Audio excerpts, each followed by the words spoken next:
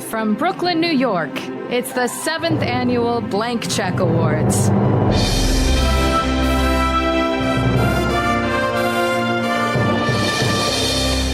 Here at Blank Check headquarters, fans have gathered since dawn for a glimpse of their favorite podcasters.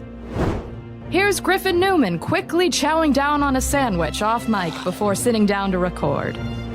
And there's Doggy Daddy David Sims, struggling to find a parking space. I'm walking here. Host of This Had Oscar Buzz, Joe Reid, arrives flanked by an entourage of questionable Nicole Kidman performances. Is that Ben Hosley over there riding a dang horse down the red carpet? Join us as we honor our favorite films of 2021. It's the Blankies.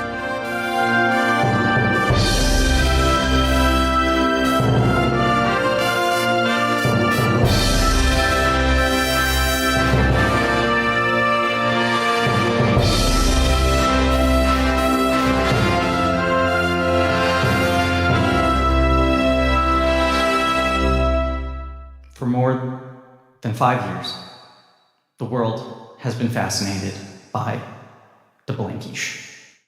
They are more than just an entertainment. They are the force that binds us together, the common link that touches the humanity of all of us. And that is why we love to listen to the Blankies. And so tonight, our podcast invites the world to celebrate the magic of listening to the Blankies. Enjoy. Sorry, I know you don't like me clapping on mic. That was wonderful. Should I have gone full accent on that? I couldn't decide if it was funnier. Because if I did full accent, I would have given it away. Yeah, right I was going to say, off the bat. you lose that element of surprise. That was my strategic decision. Yeah. Now, Connery, of course, gave it away when he walked out on stage. Yeah. We were like, that's Sean Connery. He did, in fact, give away that he was Sean He Connery. should have been shrouded in darkness. by being Sean Connery. right. And he should have done an American accent until he said, Yes. the movies. And then suddenly, the lights switch. I think he's very good at. I can American think- accent. Yes. Oh, He should have done his Untouchables accent up until... Chicago. Yeah.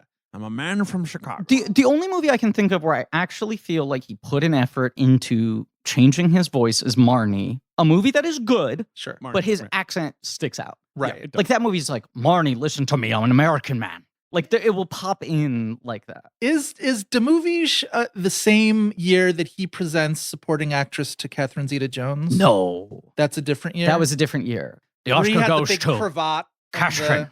And he kept because it's obviously Catherine Zeta-Jones and Queen Latifah, so Yeah. he says Chicago twice, Yes. which is great. And I also And he also thought- says the hours. He did the movie the year after that. The year after that. Yeah. His the movie is the opening to the Return of the King. To the Return Oscars, of the King the Oscars. 03 Yeah. awards. So and the king, of course, as we've talked about in a recent episode, was Billy. why Yes. did he? Yes, but why? Wait, why did he present supporting actress to Catherine Zeta-Jones? Where was Broadbent? Jim Broadbent. Where was Broadbent? You take your chances with these when you give Oscars to sort of older British actors. Right. Like Yeah, Dollars he's to like- Donuts, they're in the West End doing Right. something. And You gotta this is do a why Judi play, Dench or is hardly he's like, ever look, there. Richard Eyre called. and Right. they had Yeah, to do exactly. They're not Exactly. these Lady in the fame Band 4. whores who are going to drop everything just to present an award to Catherine Zeta-Jones. I am demanding. Zeta-Jones was pregnant when she won. Very that Oscar, pregnant. right? Very Yes, I pregnant. remember that. Yeah. And when she took the stage, she said, of course, my Scotsman, she did the Welsh girl getting her Oscar from this because they had done Entrapment together. Of course. And when he announces the Entrapment. award, he says Catherine, and he doesn't even Catherine. which Yes, I remember that. my coworker at the time, I remember I went into work the next morning, and he was like, they had sex. And I was like, she's just like, that's how you know that they had sex when they made Entrapment, is because he went the way he said Catherine. And I was like, you're probably not You know wrong. the other way I know they had sex when they made Entrapment? Watching Entrapment? Yeah. David? Yes. You were going to say? I just remember, I think there was some complaint about him saying Catherine because Kathy Bates was also Sure. nominated. Oh, Yeah. sure. And I think Kathy Bates confirmed, like, I did have like a millisecond momentary- of like, Right. wait, Right. does he mean me? Like, Right. My Right. thing was, so that was when they had the 5 boxes and then the camera would zoom into the Classic. one. Right. Classic, yes. And his accent, I don't know if people know this, Sean Connery's accent was very strong. And What he are you only talking said about? Catherine. I hate Yes. taxes. Right. He said it in his way. Yes. Where the entire, whatever party I was at with my parents watching the Oscars that year, when he said, and the Oscar goes to Catherine, right before that, someone had said, "How great would it be if Queen Latifah won?" And then he went, Latifah. Then he went, and we went, "What?" And the camera started zooming in, and it almost Latifah looked was like, right next.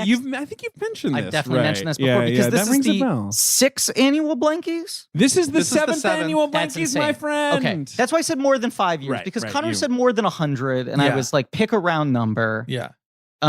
This is but- the 7th. I always forget it's the 7th because Yeah, no, our Yeah. first Blankies was for the 2015 Yeah. film year. Right. And this is the 2021 film year. Right. So that sounds So- like 6, but it's actually 7. this is our 7th ceremony, and then we sort of did the Governor Awards on Patreon last year for we best did do of a the best decade. of the decade. That's Right. correct. Right. But this is Blank Check with Griffin David, a podcast about filmographies, directors of massive success early on in their career, given a series of blank checks, crazy I guess so. sometimes those checks clear, sometimes they bounce, baby. But once a year, we get to pick the Oscars. We dress up like Siskel and Ebert, and we stand on stage at like Walt Disney World. I feel like they always used to do that at Walt Disney World. Very possible. Disney synergy. Sure. Yes. And we tell people how smart and cool and great our brains are by picking who we would give awards to. And as always, we bring in our dear friend, an Oscar expert, host of This Had Oscar Buzz, which, I mean, I feel like so often now with when we do this record on the timeline of any given year, Sure. becomes a sort of final attempt to give credit to someone who maybe missed out on an Oscar It's true. or nomination that they deserve. That's Yeah. not our sole goal, but as I was solidifying, Sure. finalizing my list, Oh, here, there yeah. was a little bit of like, I'm Yeah. going to put this person who otherwise didn't get the tip. Yep. The tip of the cap. Yep. Joe Reid. Happy to be here. Reading Rain Joe. I was very happy that you brought out the Reading Rain Joe. I was like, is Griffin going to remember? Gotta do it.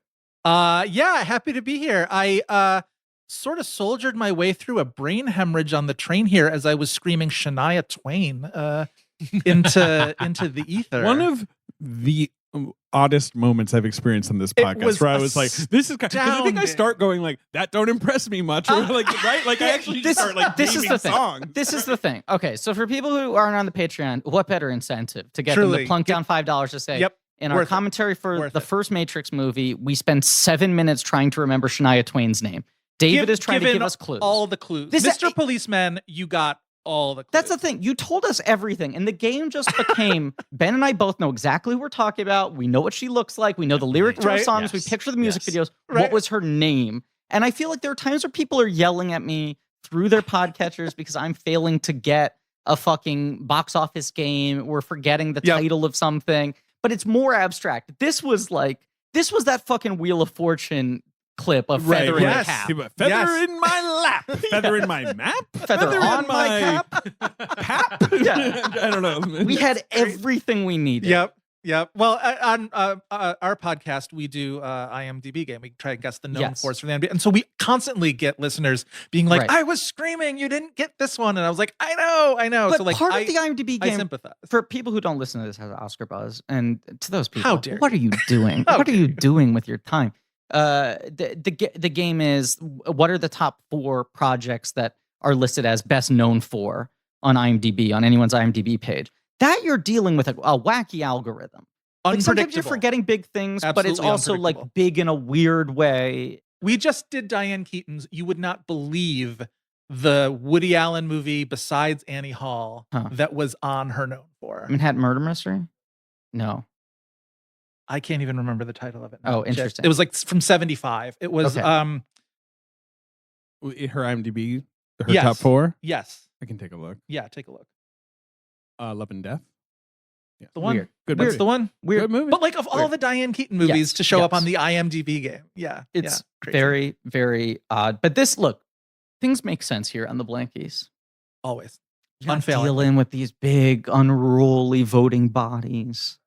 Groupthink. The influence of big studios Ugh. pushing their product. We is, can't be campaigned. We are immune. We cannot. By the can't be way, bought. thank you to Warner Brothers Home Entertainment for sending me a swag box from the Matrix Resurrections. I appreciate all the limited edition items they gave me.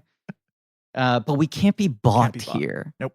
Also, the Shawshank Redemption box, but that wasn't in competition this year, obviously. But What if sterling new Wait a 4K second, Tim restoration. Robbins for Best Actor. Wait, what do you have written down here? Jesus. Bob Gunn that supporting is a good performance? Yeah. Who's better in Shawshank, Robbins or Freeman? Freeman. It's still Freeman, but I like agree. Robbins It's is still very Freeman. But it's certainly Robbins a should good have been performance by nominated. Tim along I with think Freeman. it is. It's probably Robin's best performance, right? Well, I'm Well, a it's big not fan Mystic of like River. Bull Durham or whatever. I'm too. I like No, kinda, I'm too. Yeah. I mean, my math is like, is it Bull Durham? Is it Shawshank? Or do you really zag and go like it's High Fidelity? You know, he's really good in.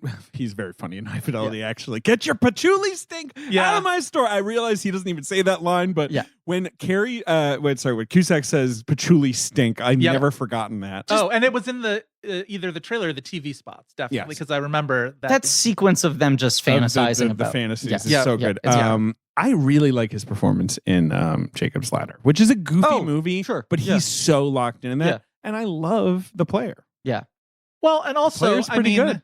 when you talk about like, the player's great. I just think I think Shawshank better performance, although I maybe like it's a good performance. Better. It's good. I haven't seen the Shawshank Redemption in a long time. I mean, here's the thing for me: Shawshank Redemption lasts 30 to 45 minutes. 10 best movies of all time. Yeah. Like the IMDb status, I totally agree with for the last 40 minutes. I like the entire movie. Yeah, the last 40 minutes are transcendent. Shawshank is one of those movies that benefited in the popular culture from being the IMDb #1 movie and really suffered among people like got film really nerds. mad People got really like about it being cheesy, Yeah. which it is, and like also the fact that Darabont never made another like great movie until like you can argue for The Mist, but like the Green Mile and the Majestic both stink. Like the Green Mile was such a big hit. It was so well regarded at the time. Yeah. It's but definitely there was he did not have the sort of like Francis Ford Coppola-esque career that had been promised or whatever. I just want to acknowledge. Have you introduced our guest? I know you said the I said Reading Rain, Joe. I said Joe Reid. I'm sorry. Of course. I was just no. I got the basic place setting out of the way, but I do want to say for people who are enjoying this sort of side tangent into best Tim Robbins performances, talking about previous Oscar ceremonies, things that have been annoying that we forgot on episode records in the past. We have dropped 4 or 5 categories from this year's ceremony in order to allow more time for these types of moments, which we find tend to go viral. Right? We want these sort of must-listen moments for our Blankies. Absolutely. We want to cut out the moments where the people are walking up to the stage because clearly that's been the problem. Boring. Looking at my watch. I'm turning over the channel. Walking? Get out of here. Take your time, production design winner.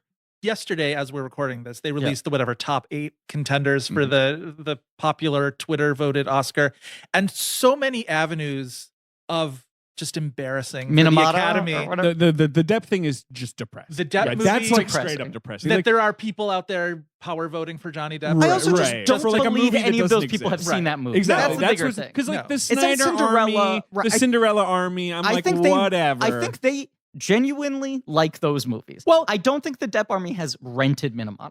Well, and also like when you're dealing with really like shouldn't talk too much about pop we're not. stands. That's all like, we're gonna say. Pop stands should not be under it. Like Camila Cabello and whatever. Like that's a whole other thing. But like the fact that The Power of the Dog is then the top 8. Like if The Power of the Dog wins, and after all of this rigmarole, your Best Picture winner and your popular Oscar winner are the same.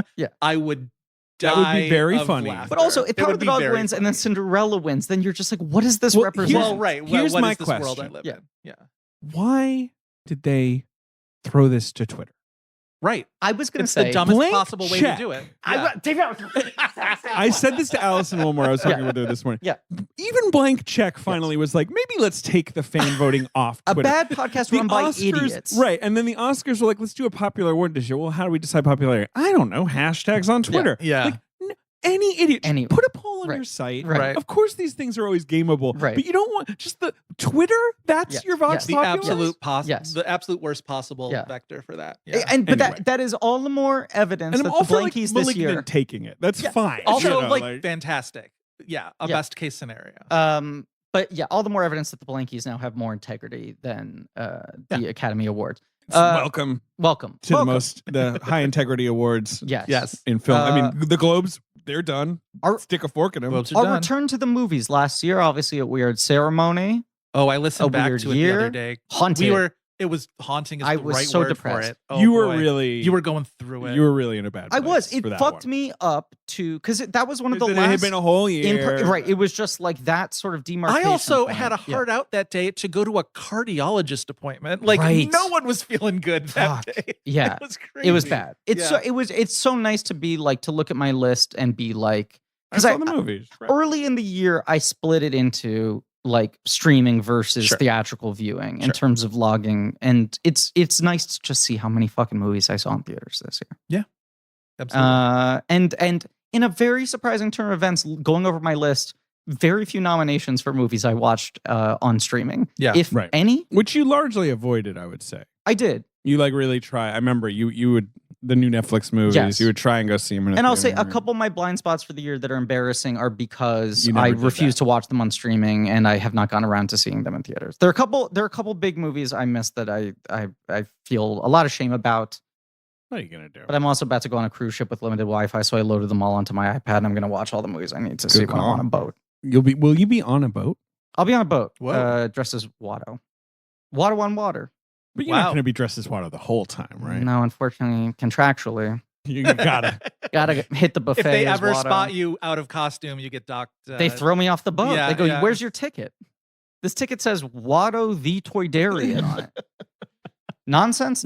Imagine this being your first episode. Where should we start? That's a good question. We usually start with a supporting Mhm. actor. I feel like much like the Oscars themselves, you can pick if you want to do act. Last year we started with supporting actress. I'll tell you that. Well, then we should start with supporting actor. Hey, I Let's do love it. it. Kind of like how the monarch's face on British currency, and this is going to be a real short tangent. Faces in an opposite direction. By the way, from- editing just got cut out. Go on. No, it's fine. We want the tangent, but the editing's Oscars gone. are like, yeah, we can't do editing this year, and then I take the stage and I'm like, so the monarch's face on British currency always faces in the opposite direction from the last monarch. Okay, But but so George V faced in a certain direction. Okay. And then he died, and the throne passed to his son, Edward VIII. Mm. But Edward VIII was like, well, I don't like my face from that other side. Literally, was so vain, was like, I want my part. So he was going to defy tradition and face in the same direction as his dad. yeah, Then, of course, he almost immediately abdicated the throne because he wanted to marry a divorced woman. Right. And George VI took the throne. And so George VI had his face in the same direction as his dad, as if pretending like, well, my brother's face was going to face the other way. wow. And that's why You know, he was like, I'm going to maintain Yeah. the tradition, even though there are like rare coins that were Yeah. minted for Edward VIII that you can That's get your hands right. on where he's facing in the That's same wild. direction. Anyway. I'm confused. How would you know that? Oh, here we go. The friendship. Okay. The Lifetime Achievement Award for the bit. Yeah. So, but speaking of facing one direction, so the whole thing about how Barbara Streisand has her good side. Of course. she always wants to be seen on her good side. When she was on the Rosie O'Donnell show and on Yeah. Oprah, they made them switch the set around Yes. so that she would be facing the other Yes. direction. So I'm watching one of those Oscars family albums Mm. from when they gathered all these living Oscar winners on the Yeah. stage at the Oscars, and they spent Yes, 10-15 minutes just to like read names. It's my glorious. favorite. Love it. And sure enough, Barbara Streisand is faced fully sideways as she's sitting there as they pan by her. I was just like, that is commitment to a personal style. Good Yeah. for her. And I Very like that. good for her. She has a underground mall. Yeah. She does. We talked about She it absolutely does. on, and actually don't even remember which episode. Christine, the movie about the killer car. Duh. obviously. Right. But Yeah. might be one of our top committing to the bit Well, people in the world. I mean, has an Babs. underground Barbara mall. Streisand. Sure, Oh, right, yeah. right. Like always on, like has the good side. I mean, I love it. This is incredible. Streisand wins your March Madness. Like, you could Oof. talk about the mall to your heart's content. We could talk. We about would it. have to do You a really live got it. We're We episode. could, we could do like a podcast, The Ride, Downtown Yes. Disney Ordeal, where we do an episode for every store at the mall. Fantastic. I don't know. I think we're gonna do it. All right. So, in the interest of bringing pageantry to the Blankies Thank you. at a Sorely time when needed. pageantry is sorely lacking. It's got to go viral this year. I'm sure we've talked about before, if not on mic, then certainly off, the 2 years that the Oscars did acting category presentations where they brought out the first year it was 5 former winners in the category. Yes. The next year it was like 5 people with like a relationship to the Yes. nominees to sort of The second time, did they have to be winners, or were they just? No, they people? didn't. Nope, Right, 'cause it yeah, was the first time it was winners. Tucci presented to Streep and Right. Oprah Pfeiffer presented to to Richard. Gabrielle Right, Sidibe. right, Yeah, right, yes. right. But the first year, the 2008 Oscars was 5 Oscar winners, tangential at best relationships. Like Goldie Hawn is giving her ode to Taraji P. Henson, but it's great. That's Yeah. Right. the So- randomness, I think, was part of the appeal. Kevin Kline, Alan Arkin, Cuba Gooding Jr. Cuba Gooding Jr., Robert Downey Jr. is the one I remember a lot. Right. And Yeah. then the other two, Joel Gray I just Joel remember being Grey. the best 5-person lineup Yeah. in its weirdness. Yeah, it was Yeah. fantastic. Yeah, it was great. So in the interest of that, I sort of delved back into Blankies history, and I procured a 5-person panel to present each award made up of Wow. former Blankies winners. Wow. Anyone we had chosen as Okay. our top of the year. So for Best Supporting Actor, It has to be a Blanky winner, though. has to be a Blanky winner. Only winners. Right. Next year might be friends of winners. Right. So picture the stage, the whatever, the scrim, It's the 5 raves, sort of 5 banners lifting. 5 figures Playing the in Magnificent shadow Seven in the theme. back. Yeah, Yes, right. exactly. Best Supporting Actor.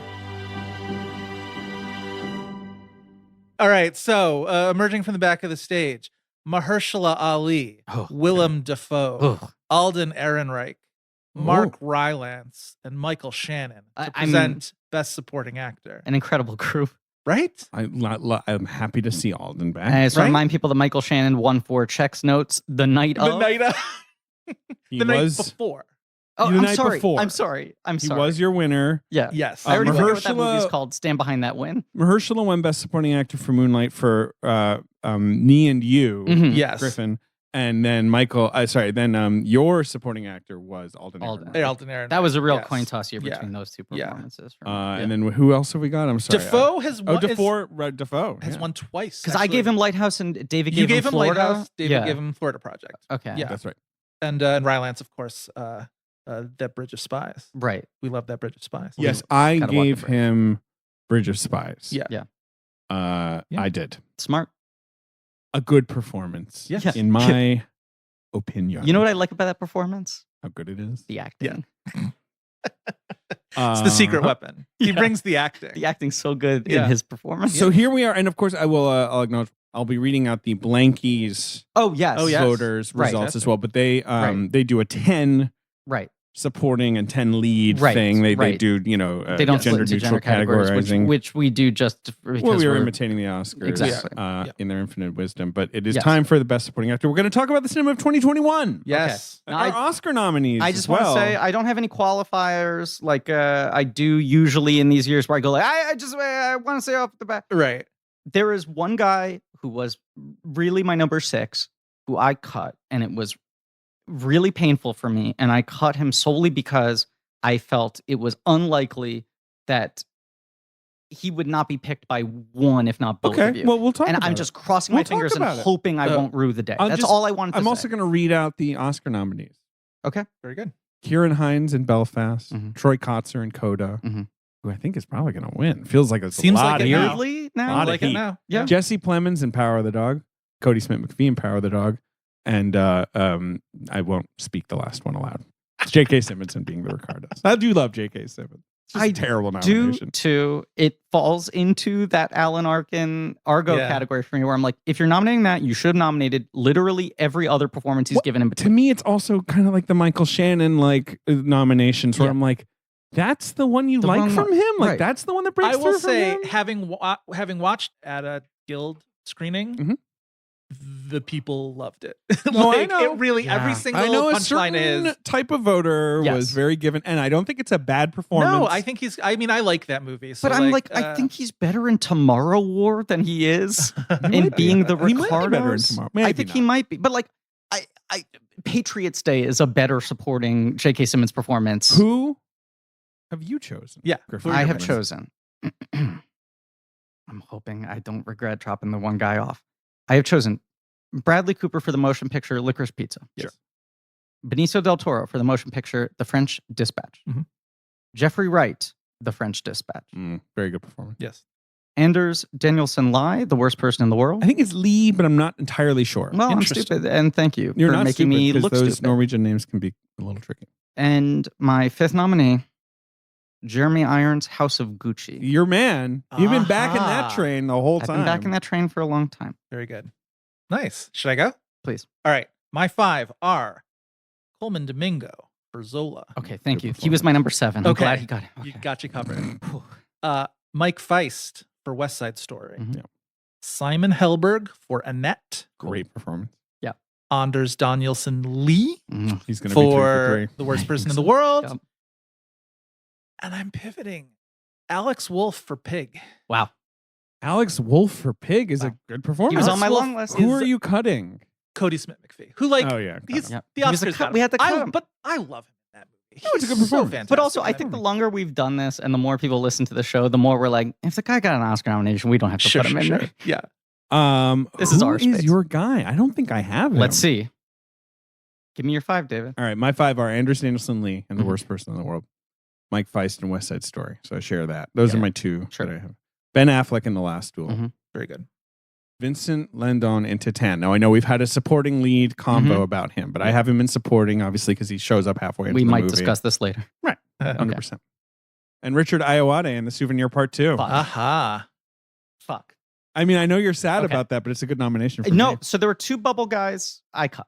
Yeah. Okay. One was Coleman Domingo. I'm very happy he was represented. Mhm. The other one is one that we've talked about a lot. I think we both were like, can we fucking put him on there? Wait, is it the same as me? I wonder. No, maybe not. Who is your cut? Mine. So ever since I saw the movie, I'm like, well, Andrew Garfield's making my supporting actor for Spider-Man because I think I he's thought so much about it. better It's than a he great needs to be in that movie. I agree. I think he's wonderful in that. But then, like, I feel like the culture has amply rewarded him. For I He's that. think doing so fine. too. I and think he's so too. doing fine. Yeah. And then my other one was Skylar Gisondo for Licorice Pizza, An incredible pick. performance. who was I mean, briefly in that movie, but I'm like, also- is maybe my favorite thing about. I that also movie. really like the Penn performance. I like almost every supporting performance in that movie. agreed. But I think you're talking about Lambert Wilson. No. No, okay. Uh-huh. I was Because you mentioned him a predicting. lot. I was predicting you were going to put Lambert Wilson on. Ayoade kind of took his spot. Sure. The kind of like, Sure. 10 minutes, Sure. hits 5 3-pointers type performance. Yeah. Right. I think there is a character actor so selfless, so consistent, Mm-hmm. so strong that J.K. Simmons. This is gonna be one of the Jackass guys. isn't it? that I think that's so this year. often it's hard to like pick a performance that's specifically worth lauding for him because he just is part of the fucking ensemble. 100%. A Bill Camp type. Right. Yeah. And this year, you and I both talked about like, fuck, it would be good if it was his year. And I was sort of mounting the argument. And I cut him at the last Who'd you fucking cut? second. John Bernthal. For King Richard. Yeah, he would certainly be in my 10. Like he was in the mix for me. He was for King 6. Richard. It's a great And then I'm like, performance. you give him a bump on those Wish Me Dead. Like, I'm just like, you add in every time he's fucking been on And screen. give him a bump just on Right. strength of Yeah. He deserves at least best windbreaker, maybe. Absolutely. Wearer of the year. Do you know what I I'm think saying? that is a really good performance that it's not like I'm surprised that it didn't get Oscar traction Sure. because it's been kind of a weird year. Yeah. Yeah. And King Richard obviously ended up doing well with the Oscars, but like I feel like they just sort of put their chips elsewhere. It's also the Oscars very rarely do the sort of brief supporting performance that isn't highly emotional. It's not highly emotional. He's It's funny. showy because he's Yes. funny and he's doing an accent. And Right. he's got a mustache, but it's not. But like if it's Beatrice Straight, it's like it's a Very it's a blow. charged. it's a very monologue. emotional thing. He doesn't have a nominal Oscar clip, but it is such a good performance. And like And I true was- supporting work. And I'm also just feel like everybody likes that guy. Right. And he's Yeah. in there at some But, point, but look, right? I do think he's probably going to have a J.K. Simmons moment. I think it's probably he going to be will. 10 years away, Yeah. but he's going to be one of those guys where suddenly he gets the Broadbent Award and everyone's like, we should have given it to him 6 times already. I just have to have Mike Feist in there. Oh Yeah. yeah. And I have to have Affleck in there. No, I'm not begrudging I just any of have our to. picks. I No, just it's think tough. This was a tough category. I This think was this is my just- most yeah. competitive Yeah, category. I just think absolutely. this is one of Yeah. those things where it's like this is Bernthal's problem. He's so selfless Mhm. that he always goes like, "I'll step aside. They deserve it more." You know, in your mind, you're kind sort of of the like, character he's playing in that movie, right? too. Yeah. Right. Trying to think of some. Obviously, Cody. I think Clemens is terrific, and Yep. Daug. Cam Collins. Shout out Cam Collins, past and future guest. Great friend of Cam the show. Collins. Had Ralph Ineson on his New York Film Critics Circle ballot pick. for Yeah. The Green Knight. I really loved that pick. Yeah. I'm just sort of looking at. I'm trying Yeah. to think of other folks. I mean, I'm sorry, who was that in that film? he's the Green Knight he's himself. the titular The titular Green Oh Knight. shit! Hell yeah, That's a cool Yeah. nomination. That is a really Yeah. cool nom. Come on. Well, you know who was on my ballot for a while? Who? And I regret cutting him, but I kind of was like Ed Harris in The Lost Daughter. I think it's such a good Oh, performance. sure. Yeah. He has 2 killer scenes. Lost Daughter is Yeah. still one of my blind Oh, spots. you haven't seen it. Yeah. You're gonna love his Yeah. hat. Yeah, He's I'm got a sure I'm great going to hat. love He his hat. dances at one point. Uh, Question, David: is Ed Harris still very hot in that film? Yeah, of course he is. I mean, he looks like the mountain from New Hampshire, but he's hot. Yeah, my God, that face just gets craggier and craggier. You guys shout out anyone as well. I'm sort of thinking about sort of cuts. No, yeah, I mean, my next two were Bernthal and Coleman. Domingo, who I think are both incredible performances. Coleman Domingo, another guy who I just think is pretty much always great. He seems like he's one of those precipice people too, where it feels like in the next few years he's probably going to get his first Oscar nomination if things go the way they should, because like he's on the rise. Like respect for him is really really Euphoria, growing. and he's 6 seasons of the fucking Walking Dead. He was so great spin-off. in Ma Rainey last year, and he was very good in Ma Rainey. Alex Wolfe was in my 10. He's good in that as movie. well. That's another one of those where like I mean that movie in general was not what I expected it was going to be walking into that movie, and I think I liked it so much more because of that. But his character, particularly, you see him at first, he's got the car and he's got the suit or whatever, and it's just like, I know this shithead. I know exactly what this guy's going to be, and then he's not. And Wolfe really carries that out really well. And also, I wanted him on my list because of a little bit of trivia that we can get to later on in the nominations. Just looking through my list, if I can just shout out a couple more quick ones that I cut. I think Woody Norman's like an incredible child performance. I think it's a very good child performance. That movie doesn't totally work really for me. Move me. Yeah, my child performance that I had at the beginning of the year on my ballot that sort of got taken over is Jupe, is Noah Jupe from Quiet Place Part 2, who I think is he's a good actor, phenomenal, good actor. Yeah. The other thing I want to shout out, I mean, a movie that already just like doesn't exist, completely forgotten, and not has not made much of an argument for staying in anyone's mind, but two performances I think are phenomenal. Ray Liotta and Leslie Odom Jr. both in Many Saints of Newark. Sure. I think that movie really fails Odom Jr. No. I mean, it drops Odom's that character entirely. Is sort of a mess in that. I really do love the Liotta performance. Yeah, I think Odom's performance is kind of incredible, and in a movie that actually supported him. Yeah. He's doing real kind of like 70s Lumet character actor work. And then Liotta's, his scenes in that are just fucking dynamite. My outlier is Hellberg with Annette, but I don't know if was Annette. He's on my long list. That's a movie that was on my 10. Yeah. He's so good in that movie. Yeah. I really like Alex Hassel in The Tragedy of Macbeth playing Ross. Is he turtleneck guy? Yeah, the weird glowery guy. I loved him. Who's sort of a non-character in Macbeth. He's just present in a lot of scenes. And he plays him like he's this like really intense super turncoaty double agent. He's the one I walked away from that movie. Eyes, he's the one I walked away from that movie being like, I'm so impressed by that guy. Yeah. Who are some others that I'm forgetting? I'm worried I'm forgetting someone good. I mean, I really like Matt Damon in No Sudden Move. I mean, just sort of the classic Matt Damon thing of like, here he is for 10 minutes at the end, being a jerk. Griff, you thinking of anyone? I mean, shout out Lambert Wilson, right? Vendetta in Matrix Resurrections, a 1-2 punch. I have a shout out. I want to do a new type of award, and then I think we should talk about who we did nominate for a second. Richard Jenkins in The Humans. Yep, he's on my really good performance. That's one of those weird kind of like I get why this got no Oscar attention because the movie just was not really pitched at them. Yeah, but it's right up their alley. It's exactly what you want and from Jenkins. him. Yeah, the steadiest of hands. Oh, you know who else is on my long list? Stanley Tucci in Worth, a movie that nobody really watched when it dropped on Netflix, and they didn't really publicize it, but I think he's quite good in that. I struggle with that movie a little bit. I think he's quite good in that. Yeah. This is a new category I want to introduce. It's not a category. It's sort of like a new kind of side honorific. Okay. Yeah. It's the Vin Diesel Award. And it's not what you think it is. Okay? How did it take you to the Seventh Blankies to introduce a Vin Diesel Award? Because it's going to be an interesting. I don't think this is what anyone's expecting it to be. All right. Okay. It's the award for the person I was most rooting for to give a nomination-worthy performance, dedicated to Vin Diesel and Billy Lynn's Long Halftime Walk, where I'm looking at the cast and I'm going, "Fuck, this feels like that's the kind of character." You know, it's I prominence predicted him in the story 9 months ahead of time, where I was like, right. Vin Diesel's going to get nominated for Billy Lynn's Halftime Watch. Absolutely. Here's the one I was quietly pulling for all year. And I do think he's actually good in the movie. What it asks him to do is a little bit silly. And I think the movie just fails in a way that doesn't make it transcend. My Vin Diesel Award for performance I most wish I wanted to nominate is Christopher Lloyd in The Tender Bar. Yeah, I mean, look. haven't I seen wanted that Christopher Lloyd to have a fucking late career Oscar-worthy performance. Him getting cast in that movie was exciting.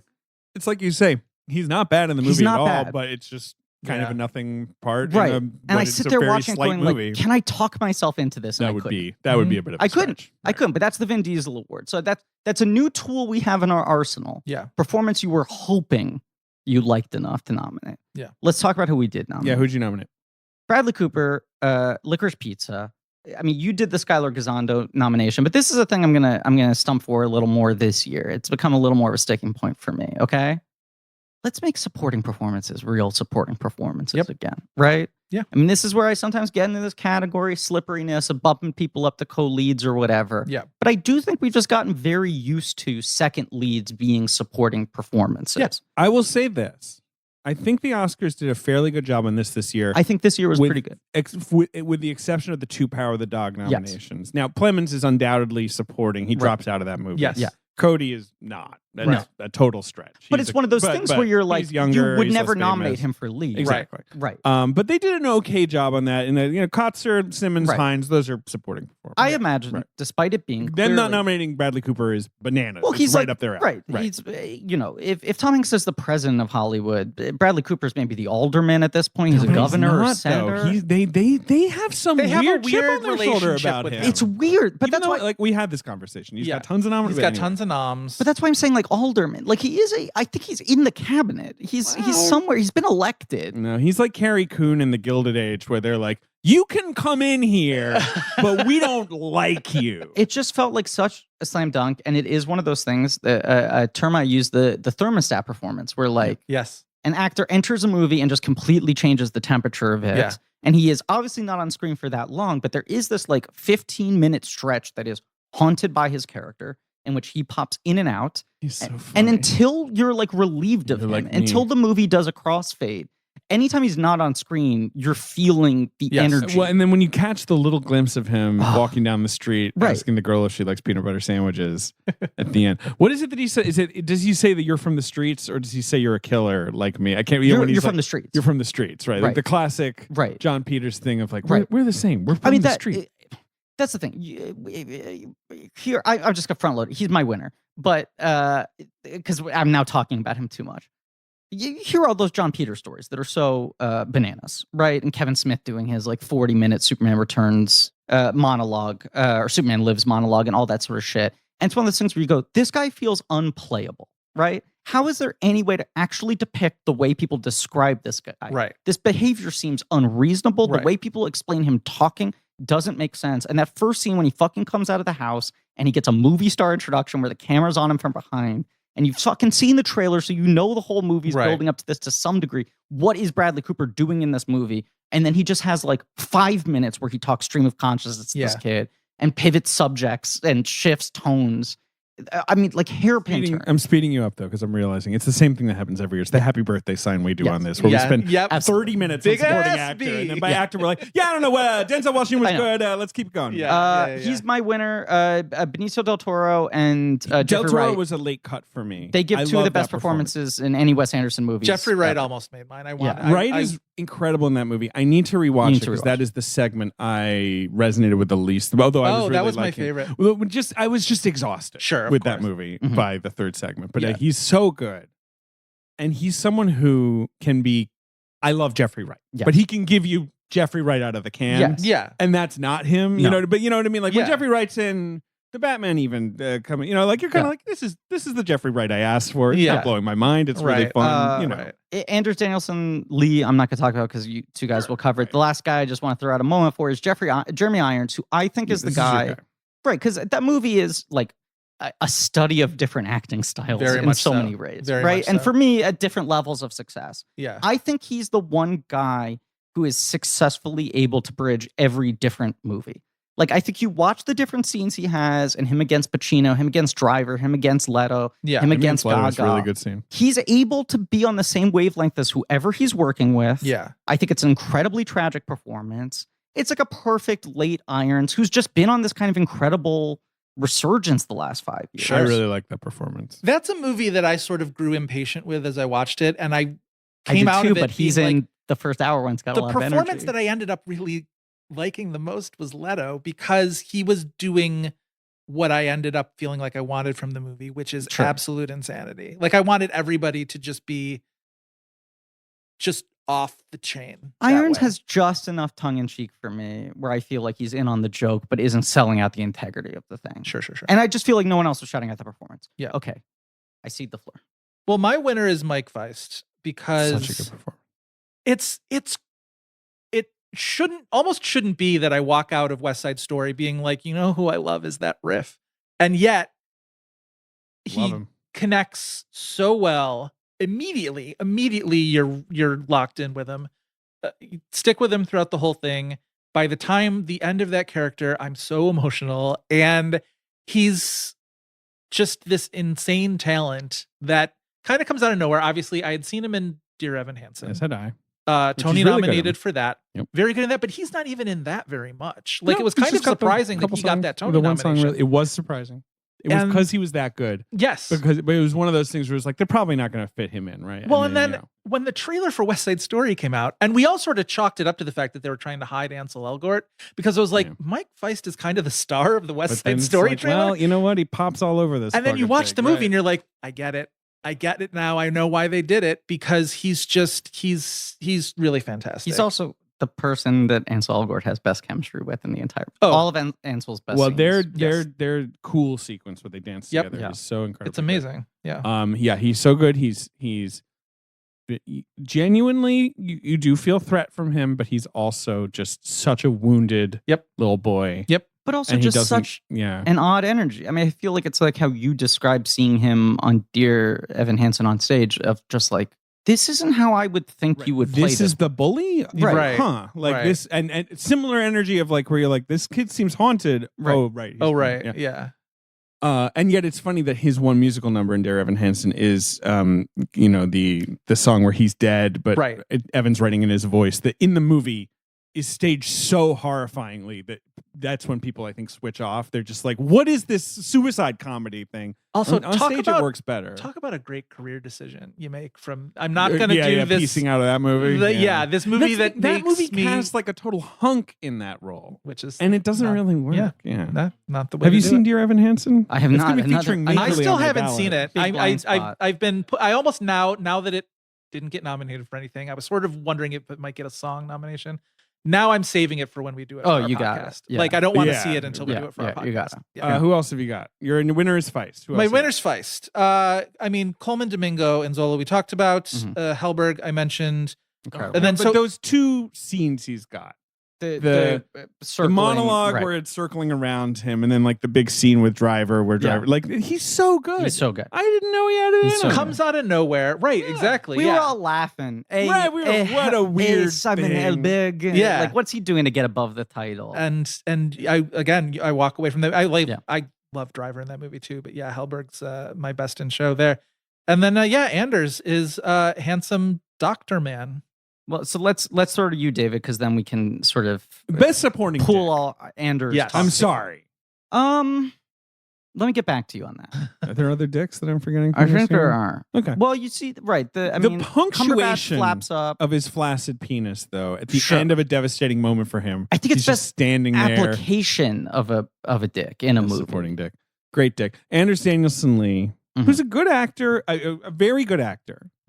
Who I've seen, he made my ballot for Oslo August 31st, another Joachim Trier movie. He gives this very, internal upset. He's playing a guy who's near suicide, and he's the killer in 22 we July. Don't talk about that. I really almost hate that he took that role, because he's a working doctor. Yeah. He talks in all these interviews about how it's so difficult to, balance both careers. Yeah. And then, he's in that awful Paul Greengrass movie about the Norwegian shooting massacre. Yeah. As the shooter. Yeah. You only really see him in court scenes. Right. And it's like, they cast a really respected Norwegian actor here, but it's sort of like, what the fuck is this? Like, I forgot that movie existed. Yeah. I liked Paul it. Greengrass. I liked it better than you liked it, but I get it. Yeah. Yeah. But he's mostly an actor. He's in Personal Shopper. He's in Bergman Island, obviously. He's in Bergman Island this year playing a similar sort of like ex-boyfriend you have regrets about. Yeah. Although he's a sort of fantasy character in that movie. But he's in all of Trier's movies, except for maybe Thelma and Louder Than But. He's in the Oslo movies, and he's so good in this. You had him too. We all had him. Yeah, he's the one we share. Yeah. I mean, look, he's good the whole movie, and then the last chunk of it, and we don't need to get into spoilers. We don't need to get into talk, it. Sure. But there's a monologue in which one of the things he invokes is how much of his life he spent investing into objects and putting power into objects and feeling like he needed the power of those things surrounding him in his home. That felt like a direct attack on me. Was eviscerating. And I saw it with someone who thought that I was sobbing uncontrollably. And in reality, at the beginning of that monologue, my nose started bleeding profusely. Classic Griff. So I was trying to pull my nose, but also tearing up. Sure. I was like trying to because I could tell the movie was in its final stretch. Sure. But it was one of those things where I said, like, I cannot leave this theater. Yeah. So I'm like choked up on blood. And it was one of the main reasons I had to see the movie a second time, like you told me right away. Because I was like, I need to give that real thought. And it's just a fucking knockout. He plays her boyfriend in the movie, to be clear, her sort of big boyfriend at the start of the movie, who's older than her. He's a cartoonist. He's kind of cool. He's kind of Gen X-y, but he's also kind of like, look, I don't, I'm doing my thing. Like, well, and you're sort of like, they settle into a rut. Is he like a real asshole? Am I going to realize the longer this movie goes on that he's like a big problem? Right, but he's not. He's not. He's just, a slightly over it, kind of slightly sort of complicated. Yeah. And he has this great scene where he kind of like gets canceled on like a radio show. Yeah. Yes. And when and he plays it so perfectly, like where he's defending himself and like he's kind of just like out of step with the questions and out of step with and he'll like make a good point, but then he'll use the wrong word. Exactly. And you're watching like, it, and the main character is watching it at the gym, and you feel the way she feels, which is just like, I know what he means, and he shouldn't have said. Like I know he's, and it's a very relatable, well communicated moment. He is my winner. Yeah. Okay. Also, he was my number 2 winner, I think. Yeah. Who else did you have? You had Alex Wolfe. I had Alex Wolfe. I mentioned lovely performance, and just a good actor. Really, it takes really interesting roles. It's funny. He never gets mentioned when you talk about like the best actors of that sort of really age good range. in Hereditary, obviously. I mean, he was my winner, I think, for Hereditary too. And I nominated him for lead for Hereditary. You did. I think it is funny how much like a decade ago everyone was like, Nat Wolfe. Right. Yeah. Right. Wolfe. That's the guy. It's Spider-Man shortlist. He's doing a fucking John Green Fault in Our Stars. Yeah. And then Alex Wolfe has just steadily worked with all these first-time directors. No, that's true. He picks very really odd roles. roles. Yeah. Right. I mean, he's really good in Bad Education. Patriots Day. He's incredible in. Yep. He is. I mean, it's crazy casting. Crazy casting. But yes. He's even good in the Jumanji movie. You know what I mean? It's like one of those things. He's not bad. Right? He is. Like, he's become surprisingly reliable. Yeah. Wait, Joe, who am I missing from your ballot, or is that everybody? Domingo, Feist, Helberg, Danielson, Lai, and Wolfe. And who's your winner? McPhee. Mike Feist. Yeah. So I had, on top of everyone discussed, Ben Affleck in The Last Duel, this kind of insane snub from the Oscars. He's having a time. It's one of those things where it's just he has had a good time. He's almost playing himself. He's not playing himself, but he's almost just playing a version of him that we think exists. Like at least. fuckboy Ben Affleck. He's playing everything people find uncomfortable about Ben Affleck, or at least perceive to be a problem with him. Yeah. And to me also, it's like the brilliance, one of the many brilliant things about that movie is, the difficult decision that a lot of period movies sometimes will make of like, drop the accents, who cares? Right. Yeah. Talk how you like. Right. And sometimes like in a Valkyrie, it doesn't really work. Right. Especially if it's like some of them are American and some are British. Like if they're actually, like Alexander famously has really strange accent work. Yeah. This one is great because the accent doesn't matter. It's all energy. It's all energy. That guy comes in that first scene because he's really not in the first chunk of the movie, the Damon chunk. Right. But you just see that moment where Damon is kneeling to get knighted or whatever, and Affleck's like, come closer or something. And you're like, ooh. Who's this guy? Like, Well, it's just so funny to think that movie was designed to be Affleck and Damon playing the two. Affleck very wisely swerved away from the Adam Driver role. It was like, well, this role's fun. But it also it changes the whole dynamic of the movie in such a fascinating way when it's not these two contemporaries who we've watched in lockstep. Right. Famous partnership. Right. It becomes a weird generational gap between Driver and Damon. And Damon and Affleck are the two guys on the same era, but yet the alliance isn't between there. Affleck and Driver's character. And the pivotal scene of The Last Duel, of course, is when after you've seen his attack on her play out and you're like, well, wait, this is no different. He did attack her. Right.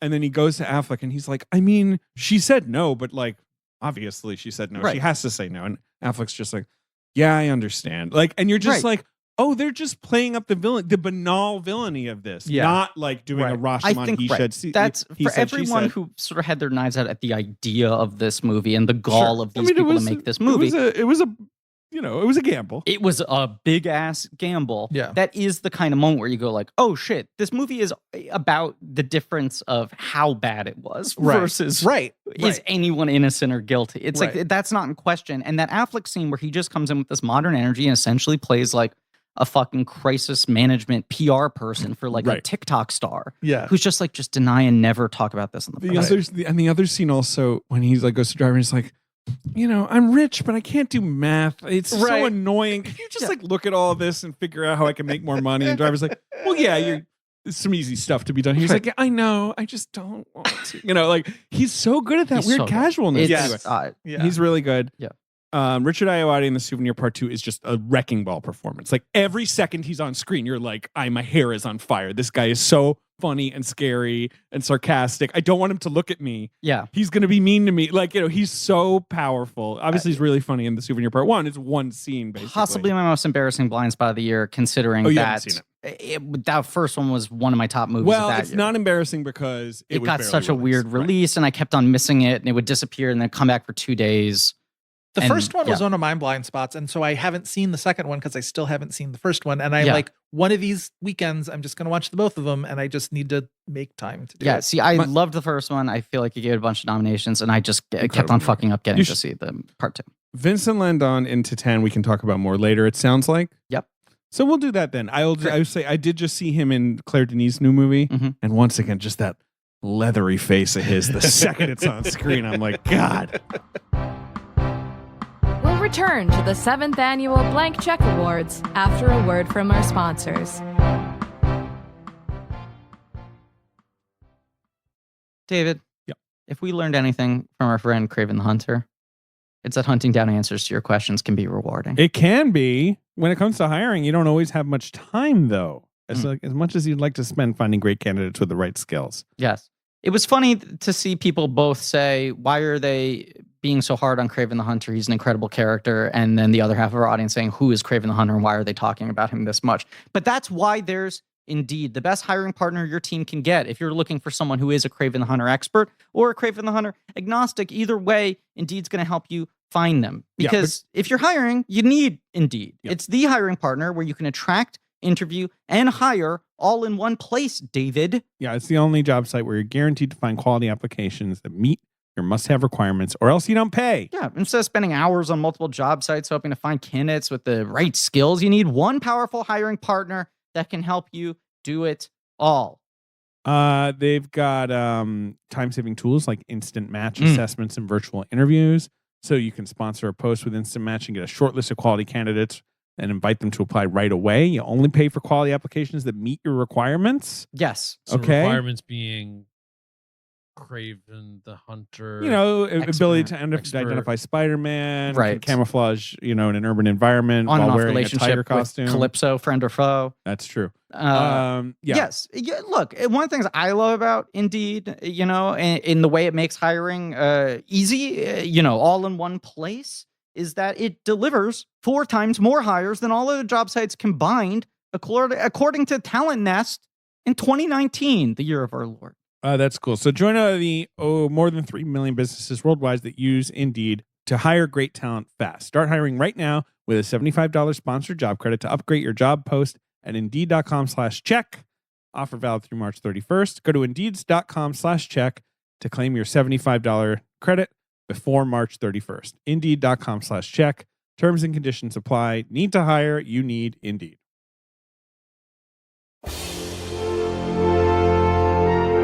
Best Supporting Actress.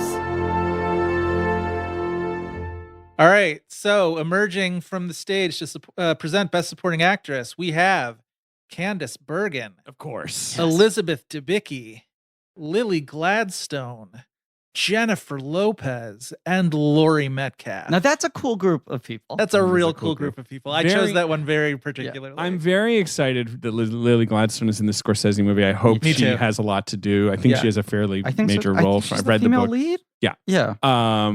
Because God, that must have been our first year, right? Yeah. No, right? Certain Women was 16, I'm pretty sure. Yeah. Yeah, you're right. Okay. It's second. But I mean, she was my winner that year. Yeah. What a performance. I think we all had her. Yeah. Yeah, she was fantastic. Loved her. Who else we got? We got Laurie, Lady Bird. Laurie and Lady Bird. I think Jennifer Lopez in Hustlers was mine. I think both of you picked her and I picked Pew. I think it was two Lopez's and a Pew. There we go. There we go. Yeah. And you called Pew Candice LeBron Bergen. Right. And of course, in the next year, Candice LeBron James Bergen won on your ballot for Let Them All Talk. She was on all of ours. Right. You had her for Mank. I had her specifically for Nerds. Oh, right. Exclusively for Nerds. Yeah. Anyway, yeah, they all are. It's a good group. It's a real good group. Best supporting actress. The Oscar. Oh wait. Oh, and I'll do the Blankies. Yeah. Remind me though. Yes. Don't let me forget. Oh, I'll do them now actually. But the Oscar nominees this year. How did they do? Right? They did well, but they had the weird snub. Right. Yeah. Jesse Buckley in Lost Daughter, great nomination. Ariana DeBose in West Side Story. Great nomination. Judi Dench in Belfast. Kirsten Dunstan, Power of the Dog, and Ingenue Ellis in King Richard. So who was the obvious snub here? Now I'm forgetting. Ruth Nega. Well, Katrina Balfe was widely and Katrina protected. Balfe. Those were the two. Wait, Ruth Nega. Yeah. Right. Yeah. But it was like the Dench thing. Even I can forgive. I mean, it's the Oscars and Judi Dench. What are you going to do? Like, I'm not going to. They love do Judi anything. Dench. Look, they love Judi Dench. I'm not. What was odd was 4 months out, I was like, "That's inevitable." Oh, I and then predicted she that was a year ahead of time. But then she was snubbed in every fucking thing, and I was like, "Weird." I guess she has no traction. The Oscars were like, "Don't you worry, right, don't you worry, Grandma." We're paying attention. Someone has pointed out the age gap between her and Kieran Hines is bananas, and is not addressed in the movie. She is basically 20 years older than him. Wow. Yeah. Anyway. That's because I mean, Kieran Hines is like a Liam Neeson contemporary. He's like in his 60s, right? Like, okay. All right. Best supporting actress. Oh, let me do the Blankies, please. Supporting performance winners list now. Yeah. Ariana DeBose is their winner, number 1. All right. Then Mike Feist. Ben Affleck is number 3. Cody Smith McPhee, Jeffrey Wright for French Dispatch, Kirsten Dunst, Bradley Cooper, Vincent Lindon, Catherine Hunter for The Tragedy of Macbeth, and Rebecca Ferguson for Dune, which is a really good performance. Yes, it is a good performance. Yeah. Okay. My 5. Yes. Okay. I'll just say right off the bat, please. Ruth Nega passing. Her getting snubbed, I was like, I mean, I think she was pretty much always on my 5, but once she got snubbed, I was like, I have to fucking put her in here. But that just felt like such a slam dunk. I'll say this was the category maybe where I had the hardest. I had the most contenders. I had a ton of 4 out of 5 type things where I'm like, I really like this. Yeah. Right. Agreed. There were less like locks for me and a lot of people who were sort of circling. Yeah.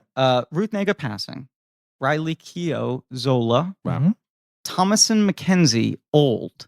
She's really good. Oh, that's a Did she get old in that movie? Very. Yeah. Or I guess somewhat. We can all hope to one day turn into Embeth Davidtz. Yes. Right. The exact age. Leah Sudo for The French Dispatch. And Harriet Sansom Harris for Licorice Pizza. Whatever. We're probably all nominating her. How could you not? How could you not? She's you thought you were going to look really fucking special. No, I didn't. I was 50-50 that you were going to have her too. I just wasn't sure. Yeah. Okay. That's good. All right. Okay. My 5 are Ariana DeBose for West Side Story. Dagmara Dominchik for The Lost Daughter. Hello. Polly Draper She's from Queens. For Shiva Baby. Wait, who from Shiva Baby? Polly Draper. Interesting. Which makes our very first mother-son co-nominees in the Blankies here. That was the little bit Alex of history I Wolfe's had to make. Alex Wolfe's mother. Okay. Kirsten Dunst in The Power of the Dog and Mia Wasikowska in Bergman Island. Oh, yeah. So this is the first time a co-creator of the Naked Brothers band has been nominated at the Blankies. And the second time a member of the Naked Brothers band. Third.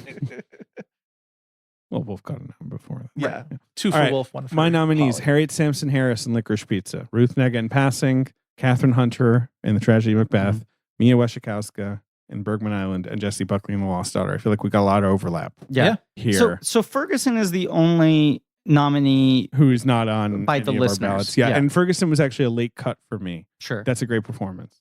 Yeah, I mean, late cuts for me, DeBose and Dunst, I cut because they got the Oscar nominations. And I felt like they needed my... But I like both those performances a lot. Same. Catherine Hunter was a serious consideration for me.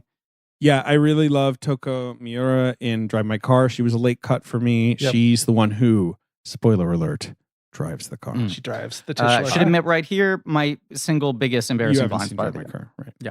I had very close. You are afraid of driving cars. That's why I'm a little too terrified. The ultimate experience in grueling terror, drive my car. Yes. Someone saying that to me is my nightmare. Yeah. Griffin, drive my car. Yeah, that is same. I've had stress nightmares where I find myself driving a car and realizing that I don't know how to drive a car. Same. And that's always a good one to wake up from. Yeah. Ingenue Ellis comes close for me. Again, Oscar nominee, but love her. I picked Dagmara Dominchik for Lost Daughter, but Dakota Johnson was very close too. She's very good. I really loved her. I'm a Jessie Buckley super stan, but those are all good performances. Understandable. Just before I forget, because you just triggered the memory, Sanaya Sidney I had on for a long time. You did? You kept telling me she was going to be on there. She's incredibly good in that movie. Yes, and Gabby Hoffman in Come On as well is just kind of some of the best phone-only acting I've ever seen. Yeah. Considering how rarely she has to act with another person on camera in that movie. Yeah. Sanaya Sidney plays Venus Williams in that movie. Yes. I really like Ingenue Ellis in that movie too. It's a classic Oscar nomination type performance, but she does what she's supposed to do. I love Ingenue Ellis. I've loved her since Undercover Brother. I think she's always fucking good. She's great in Beale Street. I was kind of hoping that King Richard would win the SAG ensemble because I genuinely think and the kids and everything. Well, I think Will Smith is the weak link of that cast. He's the only one who I don't really love his performance in that movie. I really like it. Yeah. And everybody else I think is really bringing it. Tony fucking Goldwyn. Yeah. Goldwyn's great. That's a really good scene early on. Yeah. I like that movie. It made me cry. Yeah, I like that movie. Yeah. Got me really choked up. But yeah, no, Sanaya Sidney I think is great, and I don't hold this against Ingenue Ellis, but it's just such a supporting actress performance as designed. Yeah, that I think the Sanaya Sidney performance popped a little more for me because it was more unexpected. Yeah, keep your snubs going. Though, sorry. Your cuts. Sorry. Yeah, Rita Moreno for West Side Story because the performance itself is fantastic. But I've mentioned this before. The moment as I'm watching the movie when I realize that they're giving her somewhere I wept out loud. It was just like good. It was. I really like her scene where she teaches him Spanish though too. Like she has a lot of good. She's got a really material. And you guys mentioned it when you talked about West Side Story that like the expectation was this was going to be a cameo. I know. And she ends up being like a really integral part of that movie. Lateral from that, Olga Merediz. In the Heights. That final number is unbelievable. Really, another one. I know that movie just didn't do well, or well enough, and like came out in the summer or whatever. But I was kind of like, there's a world where you can really run a campaign for her. Absolutely. And there was no mention of her. I know, it was just gone. The fact that they tried to bury all memory of In the Heights is going to stick in my craw for a while. Because the fact that it didn't make money at the time that it was released was held against it in a way that I thought was cruel, actually, a little bit. I agree. And also, like, it made $30 million, which is like, you know, in the end of the day, like, whatever, get over it. Like, it is one of those things. I mean, David, it was kind of the West Side Story thing where people like, I don't get why this didn't save cinema. Right. That's the thing. The Right. difference is that West Side Story had the benefit of being at the end of the year, but I think both of those movies have the anger towards them of why didn't you fix things? Right. Why were people dancing in the aisles? And here's what I will tell you. Non-franchise adult. When I saw that movie at the IMAX in Lincoln Square for 2 hours, that did save all of it for me. You know what I mean? Like while I was in that movie, while I was in that moment, it was everything that I wanted it to be. And the fact that, like we weren't there yet you know what I mean? We're still crawling our way out from under the rock. I think I can say this comfortably. 2021, weird year. Yeah, weird year. A little bit of a weird year. Better than 2022, but weird. I would also throw out Olga Merediz is fantastic. Daphne Rubin Vega and In the Heights is rad. Yes, she is. Awesome. She's really fun. And one of those was just like, oh right, you're incredibly talented and you have been for quite a while. And what a great number that she has. Also, I will throw out my MVP for The Humans turned out to be Amy Schumer in a way that I was very surprised. She was a late cut for me. Wow. She's so great in that. Incredible performance. Worth checking out that movie. Some of my cuts. Tilda Swinton, A Souvenir Part 2 was a late cut for me, as she was for Part 1. I think that performance is devastating as well. She is really funny. In the Really French funny. in Dispatch. Dispatch. The part where she puts up her the naked picture of herself, and she's like, "Oh, that she is very underrated as a comic actress." So she is great, and we love her. I'm trying to think if there. Jennifer Ely and Saint Maud. She was on my was very a late long cut list. for Yep. me. Mm. That is a really good movie. That is a really good performance. Blind It's Spot. it's And I her love Ely. doing what she's supposed to do, Yeah. but Yeah. it's really good. I feel like there's not. I mean, leave me alone. I really like Sally Hawkins and Spencer. I think that's agree. a lovely, warm performance in a good movie. I don't love that movie. If I loved that movie, she would have made my 5. I think that's incredible work from her. I feel like there's one. I mean, Ruth Nega, she was on my list. I'm sort of, I guess. I mean, I guess that's it. Yeah. I mean, Judi Dench was so good in Belfast. She's so good. I guess those are the main ones. Let's talk through our people that we put on there. Thomasin McKenzie, this was obviously a year of a lot of her. Yeah, she's the new Rooney Mara. She's like a big bird. Right. She is. And Not offense. No offense. I like Rooney Mara. Also very tall baby, right? That's that whole thing. It was the voice and the right. Marie does an incredible impression of her, like just a devastating impression of her. Yeah. I think Old is like the greatest possible application of her. 100%. She's so uniquely suited to playing that exact thing. And I had seen I love her in Leave No things, Trace. obviously, in Leave No Trace Yes. and whatnot, and yet. And Old is very particular, and yet it was in Last Night in Soho when I'm watching it, and I'm just like, oh, that's just how you talk. Right. Last Night Just in Soho is where you're kind of like, wait, can you just chill out a little bit? That's the thing. Like, I don't think she's bad in Last Night in Soho, but And she's she's too not the fragile problem for with that it. movie. Right. It makes it too right. But Old, I just look. Part of it is just incredible casting. Yes. But when you have her walking on the beach, like feeling makes you so old. afraid by her own body. Yeah. Because it's getting old. Yes. Yeah. You just actually buy from her more. And once again, Alex Wolfe very good in that movie. Yeah. Right. Like everyone else very good in that movie, but she's the one person where I actually think you buy. This is a 6-year-old in the body of a teenager, and it's terrifying. Well, and while we're talking about Old, we should probably give some sort of props to Abby Lee for breaking all the bones in her body for that role. Most committed performance. Like that's some commitment right there. Most bones I also I had to doff the cap to Old somewhere. Absolutely. Keep it going. It's What a good else you movie. got? Ruth Nega, it's kind of just like immaculate work. And such an incredibly talented actor who Yeah. is still, basically any time she pops up, you're like, this is 100% better than anyone else could have done. Right. it. I mean, look, that's a rich character as written. That's a slam dunk on the page. But every single moment, every pause, you read every thought that she has and go, what the fuck is this woman doing?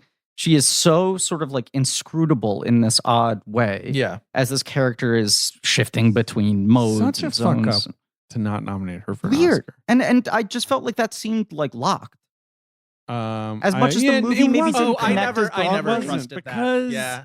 Netflix was sort of wishy-washy about passing. Yeah. And Passing was way the down movie's very mannered and sort of specific. And She's just like she's great. fucking perfect in that. Leah Sudo, okay? An actress who runs very, very hot and cold for me because I think she has to be used very specifically. Mm-hmm. And I think No Time to Die is an example of like her being used almost catastrophically. I think she's really good. I know you do. I think I it's know a you do. wonderful performance. I Carry think on. that was a bad casting choice Mhm. in Spectre. I think it's just an odd story choice to an be odd story like choice. at this point now that Bond has this sort of thing where like right now this is the most important woman who has ever existed in this universe, and it's because you are looking at her right now. Look, And yes, this is part of my take is that I think if they were ever going to pull that off, they needed to do so by casting someone who was as opposite from the conventions of a Bond girl as possible. Sure. And Leah Sudo does feel like she fits into a Bond movie. She has that weird steely, icy. We can't litigate No Time. We're not. My point is, but you loved her in the French Dispatch, I think, is weaponizing everything that makes her, for me, a bad fit in the Bond universe, where it is like, here's this woman who seems terrifying, mannered, artificially sort of closed off and cruel. Sure. And just constantly gives you these little peaks of her emotions underneath. It's just such a funny performance. Yeah. But there's like real emotionality behind it. I think she's great in that. Who else you got, Griff? Harriet, Sansom Harris, we can talk about when we get to yours. And then My other one was Riley Keough in Zola. Who's I mentioned this on my podcast the other day.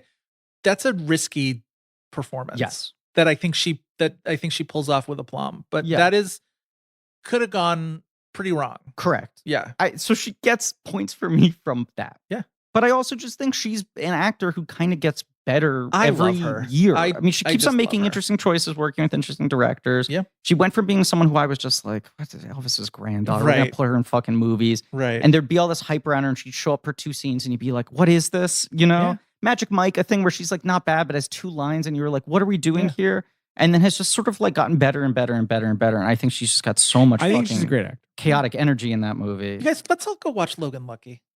Just Great movie. take a I break. watch We'll it. watch some Logan Lucky. Solid. I've watched it regularly. A good movie. I watch it like twice a year. Masterpiece. Yeah. Who else you got? Those are my 5. We're going Those to are talk your about 5. Harriet Sansom Harris when we... Well, let me Yeah. let me pick up Harriet right now. Let's do it. Pick up here. I got it right here. Yeah. In a movie that is all sort of these contained, fascinating scenes with performers swinging in. Yeah. She is the MVP of supporting performers in that movie. Yeah. That scene is bananas. I love Harriet Sansom Harris. We all know her from Frasier, right? Oh, she yeah. was BB on Frasier. We all Yeah. know her from Phantom Thread. A wonderful performance. I regret not having the courage to nominate that year because I was like, is it too small of a performance? Which made me go, this year, even smaller performance. I have to fucking nominate her. She was always forever just that person who would show up on a TV show in a guest role and just be like, we're in good hands for this episode. It has all the energy of the Cooper performance where you're like, I don't know what the next word out of this person's mouth is going to be. And they're talking quickly. Like, and she says every no 6 times in a row, and everyone is so radically different. But I just saw someone tweet. I'm sorry, I'm not giving the credit here. I feel like it was another actor I follow. Right. Donald J. Trump Jr. Yes, my favorite actor. Yeah. It was some character actor I follow was saying just like, that performance is so fascinating because every single choice she is making is so specific, and yet you cannot figure out what it is. Yeah. It is so clear that she knows exactly what is going on in this woman's mind, her history, her life, who she's talking to, what they're asking her, why she's answering that way. Other characters don't. Right. Yeah. You cannot fucking figure it out. It's an incredible scene. It's such a funny scene. Do you remember her X-Files episode? Yes. Eve? Yes. That the band Eve 6 takes their name from? Yes. Wow. Yeah. She rules in there. She's great. She's always good. Yeah. She is always good. Yeah, she's always good. I feel like there's another thing I'm thinking of with her that I'm forgetting now. What is it? Well, Addams Family Values. Oh, yes. She's so funny in that. Yes. Her and is it Sam McMurray?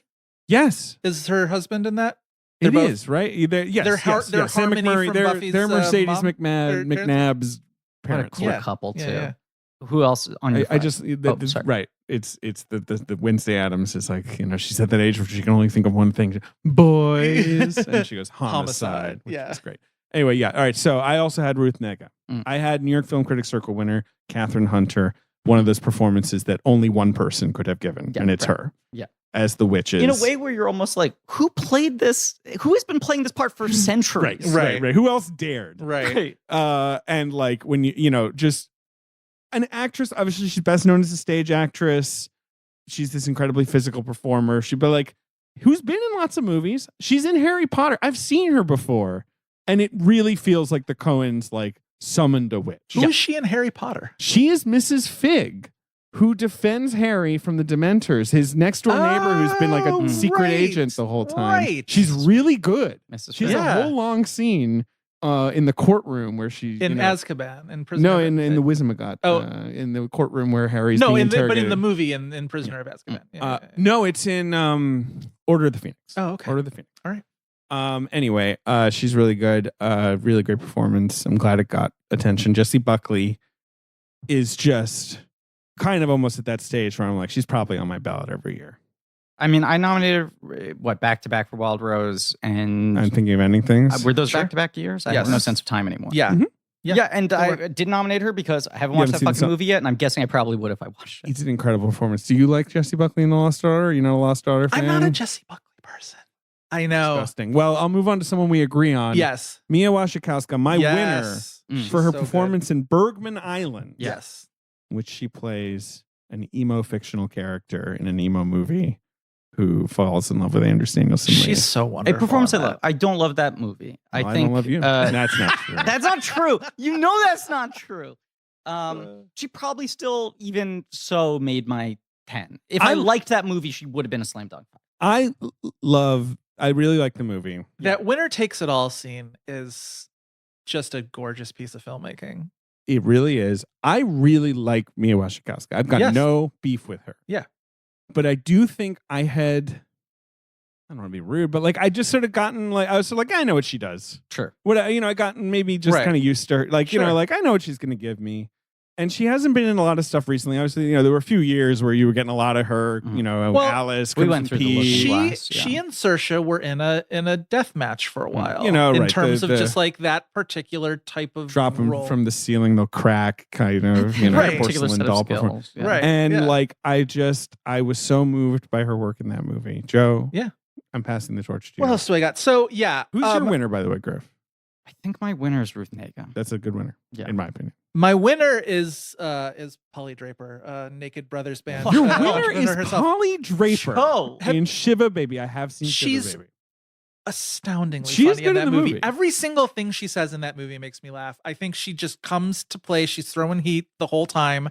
It's from the second I saw that movie, I couldn't shut up about her. I thought she was just like, and again, it's a type, right? The hypercritical mother, everything is passive aggressive and whatever, but just like she's a sniper in that movie and she's just like picking off people left and right. It's really fantastic. And she and Melamed make such a great sort of like pair together. I loved that movie. I thought that movie was so fantastic. Who else do I got? Dagmara Dominczyk. I mean, Lost Daughters kind of, I say I'm not a Jessie Buckley person, but like she's great in that movie. But like Dagmara Dominczyk to me is another one. You just like that you can say her name. Have you also nominated her before? Am I misremembering? Well, before pre-Blankies, she had been on my ballot for a movie called Higher Ground that she did that Vera Farmiga directed, where she plays Vera's like best friend. And of course, most people now know her as what's her character on Succession's name? Carolina. Carolina, one of the flunkies. Having the quiet affair with the No. Carolina is the one who you think at the beginning of the last season has defected to Kendall's side, and then she gets out of the car and is just like, peace out. Oh, is it? I mean, this was a pre-Blankies year, but was it Immigrant as well where you had her on your ballot? No. Okay. No. I just know you love her. I do love her. Yeah. Also married to Patrick Wilson. Nice work if you can get it. Hot. But yeah, Lost Daughter. Going on almost 20 years, those two. Yeah. She's pretty hot amount of time for those two hot people. Terrifying in this movie, though. Every single, like, she's the only one who feels like she is scary. She and Coleman have these like fantastic little like face-offs together. You think she's gonna bring it all into the she's gonna kind of bring the house down earlier when she's sort of interrogating her. Yeah, no, she's good in that movie. Yeah. I would not have thought to pick her. And then Ariana DeBose, who I always talk about it, but I won't stop talking about it. She got her start on So You Think You Can Dance. She was eliminated first in her season on So You Think You Can Dance. And like the perseverance of that. I also saw her on Broadway in Bring It On, the musical, where she is fantastic. Interesting. It's one of those things where I see her and I just feel this like weird swell of like secret, like she's one of my people. You know what I mean? Like she's one of my So You Think You Can dancers, but also she's killing it in that movie. Just that, again, you talk about somebody who that movie asks more of her than even if you've seen the original, right? Where it surprises you the depths to which that movie requires her to go. Yes. And she really carries it off. Yeah. So well. The America number is the high point of that movie for me. That's when I feel as in love with that movie as I wish I did for the entire Is it because you can see my old apartment in the background of one of the It's shots? that exact reason. And I thought it was a weird oversight of Steven Spielberg to not do that in the other numbers. Yeah, but he should have done that. I agree. Yeah, you should leave here and go watch West Side Story right now. It's streaming on HBO Max. Look, I saw it again in theaters after we did our episode. Yeah, but David, you had a weird theater experience. I thought the theater was empty. It was empty. I was having a great time. And then like 20 minutes in, an old couple walked in and they talked through a lot of it. I saw it a second time. I was in a very bad mental state when we recorded our first episode. It was right when Omicron was causing nightmares. Watching it a second time, the highlights of the film became stronger for me and my issues became stronger as well. I still feel pretty much at the same level of it where there's stuff now I think is incredible and there's some issues I have. Great movie. Who else you got, Joe? Kirsten Dunst in Power of the Dog, who I know did get the Oscar nomination, but we don't say it enough. how great she is. We kind of like, for somebody who is as famous as she is and as celebrated as she is, like, we kind of still don't say it God enough. love her. Yeah. God love Dunst. We all salute Dunst. Yeah, she's great. I love Dunst. Yeah. I don't know. Is that it? Is that everyone? That's my 5. Who's your winner? My winner's Ruth Nega. Nega. Yeah. Yep. Okay. Joe's winner is Polly Draper. Polly Draper. And David's winner is Mia Wasikowska. Mia Wasikowska. I don't know how you say her last name, so I'm just sort of like throwing different English on it every time. Don't go by Meryl Streep because she totally went bananas on it. That one Golden Globes where she said she said Adapero Odebye, first of all, and then she said Mia Wasikowska. Wasikowska. There's more of that after this ad.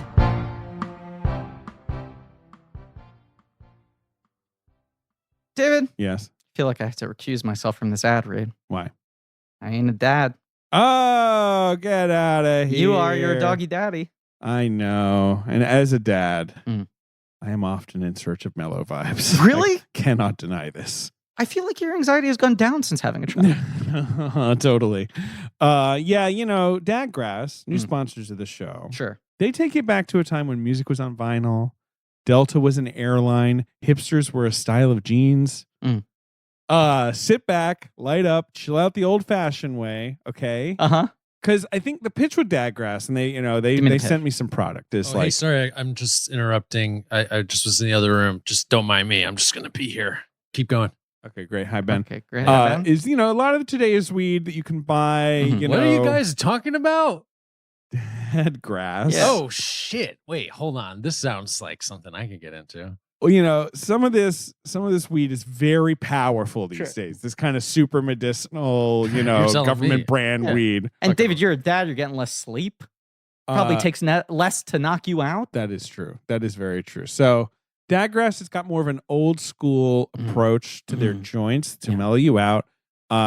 Sweet Dreams is you know, it's made of CBD.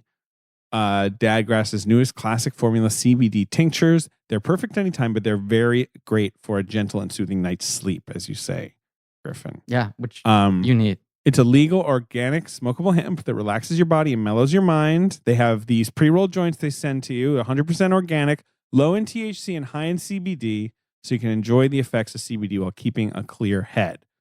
So if you want to toke without the smoke, they also have the tincture that I mentioned that is easy to dose, and the effects come on smooth if you don't want to smoke a joint. Tincture Taylor, Soldier Spy. Right? Exactly. So it's like having a glass of wine, not the whole bottle. Okay. That's what I was going to say. The vibe I'm getting is like you can consume this and it won't make you feel like you can't move, do anything, operate machinery. Correct. Sure. It's not going to be your whole night. Right. That you the did vibe this. I'm getting almost is that's like having a glass, not the whole bottle.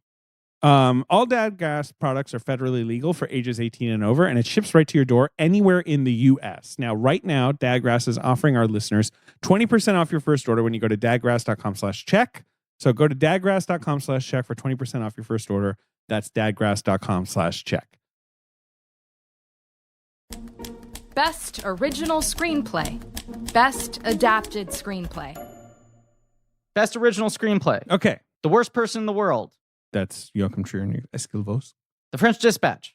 Wes Anderson.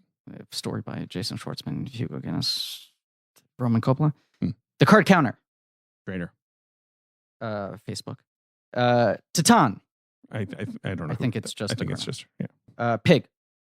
Pig. It's about that pig. Which is written by it's written by the same guy. It's written directed, right? Michael Sarnowski. I think it a co-writer. Michael. Am I wrong? No co-writer. Well, even there's more a impressive. story given to Vanessa Block. Okay. Best adapted screenplay, what ended up being a real blank check category. Okay. My 5 nominees are The Matrix Resurrections. Sure. West Side Story. Yeah. The Last Duel. Benedetta. Power of the Dog. 4 out of 5 nominees are blank check movies director. we covered. I Yes. see what Wow. you're saying. Okay. Yeah. Okay. Yeah. But it just shook out that way. I mean, look, we had 5 movies this year from directors we've covered on the podcast, and all 5 of those movies were in my top 20 for and the they were year. because they were mostly late Oscar season Yeah. movies. Yeah, except for but I liked all of them. I mean, Yeah, old creeping on all my categories. I only made the one. I mean, it is an adapted screenplay, of course. Who you got? All right, original screenplay. I have Bergman Island, Mia Hansen love. Mhm. Petite Maman, Celine Sciamma. Still Great haven't screenplay. seen it. You'll Doesn't come love out for it. another You fucking will love it. 6 weeks. You will. I know, but I'm just love like, it. I know. it's not No, coming until April. I really got mad at them about that. I actually got in like a fight with them about it. That's like too late. It's that doesn't not a count. 2021 movie. It's and not. I defend the worst I person know. in the world thing. I get it, but like you can't just Red Rocket, Sean Baker Mhm. and Chris. Blind spot. Embarrassing Bergach. blind spot for me. Another inexplicable. How have I not It seen is that? surprising you didn't get to I it, know. but yeah. Shiva Baby, Emma Seligman, and The Worst Person in the World, Joachim Trier and Eskil Vogt. Mm-hmm. And am I doing adapted as well? Mhm. Throw them on. All right, The Barbie. Drive My Car. Beep beep. It's Raisuke Oh, Hamaguchi, Raisuke and Hamaguchi and- it's Takamasa Oi. thank you. Lost Daughter, Hong Maggie Kong. Gyllenhaal. Power of the Dog, Jane Campion. Bark, bark. Bark, bark. Tick Tick Boom, Stephen Levinson. Tick, And Really good screenplay. West Side Story, Tony Kushner. Snap, snap. Yeah, there we go. My nominees are very similar to all of your nominees. In original screenplay, I had Licorice Pizza, Worst Person in the World, Card Counter, Bergman Island, and The Souvenir Part 2, which is, I think, the only one that wasn't on one Sure. of your ballots. And in adapted screenplay, I had West Side Story, The Lost Daughter, Drive My Car, The Power of the Dog, and Dune.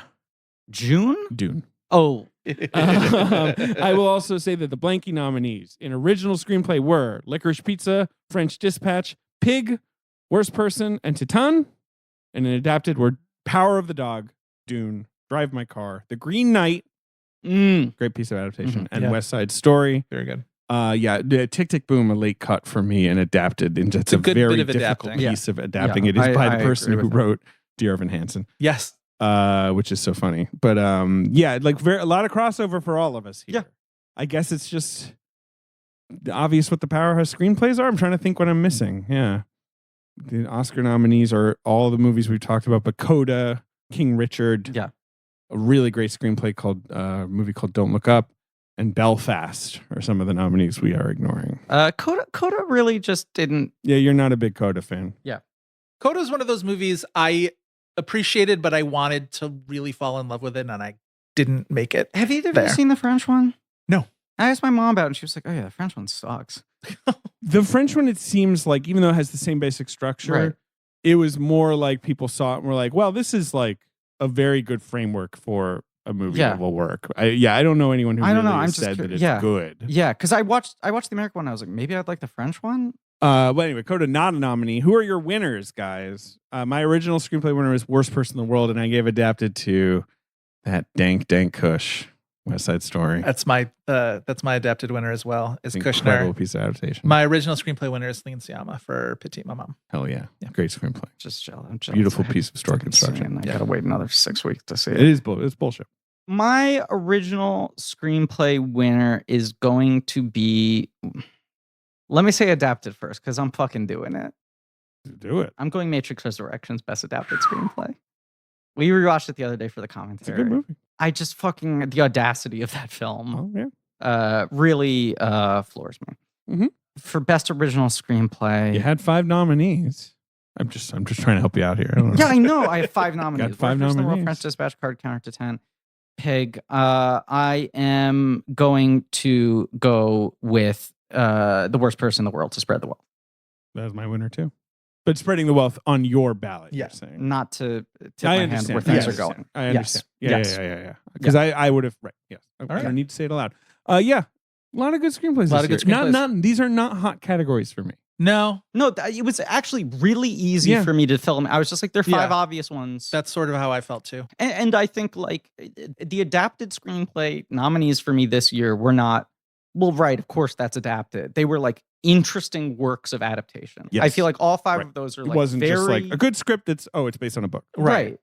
And the original Right. I mean, Drive My screenplays Car, felt deeply original to me. which you have not seen, but Drive My Car is probably another very impressive piece of adaptation in that it is spinning like this piece of gossamer into a Short story 3-hour into a long emotional movie. epic. Yeah. Anyway, well, that's great. Should we do an acting category? A lead actor? Let's Yeah. do a lead.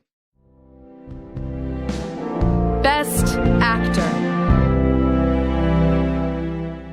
All right. Out to present the award for the Blankie for Best Actor. Actor.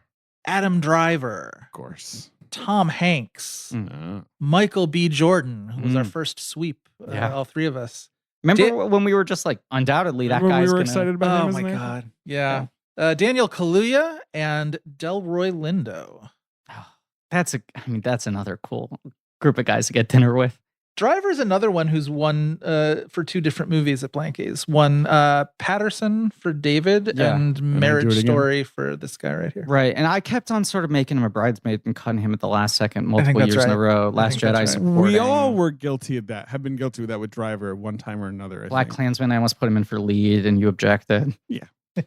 You punched me in the face.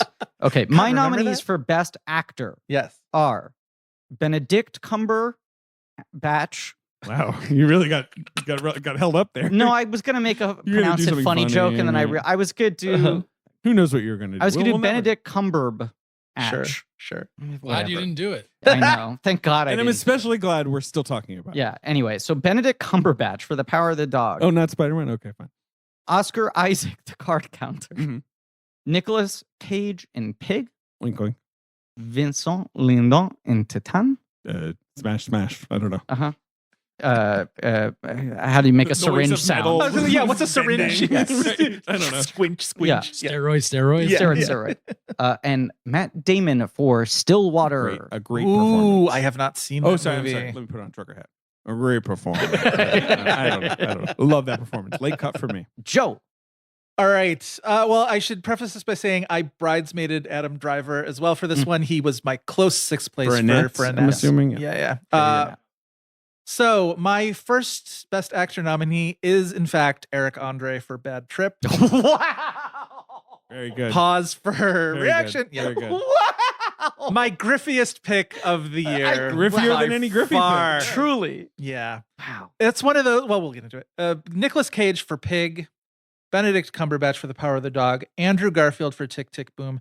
And Mr. Simon Rex for Red Rocket. Yes. So Garfield also a late cut for me. I think that performance is tremendous, but he's gotten his Oscar attention. And Garfield all the cat also a late cut for me just because he didn't do a movie this year. He didn't. He really fucked up. He was really so ready. Pig is a Cajun Pig, a great performance. I have some crossover. I have Benedict Cumberbatch in The Power of the Dog.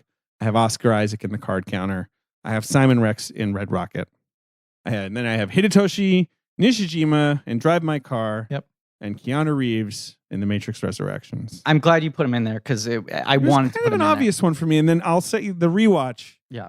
Which we did. I've watched it a couple times, but which we just did for the commentary. I was like, he's really like, it's his best performance in years. Yeah. I mean, I think I nominated him for John Wick 3. You might have. I think you did. 2, one of them. 3's the one. Whatever I the think I nominated Parabellum for, one was, which is the other one where I really. Yeah, you did. Well, and actually pretty cool of me.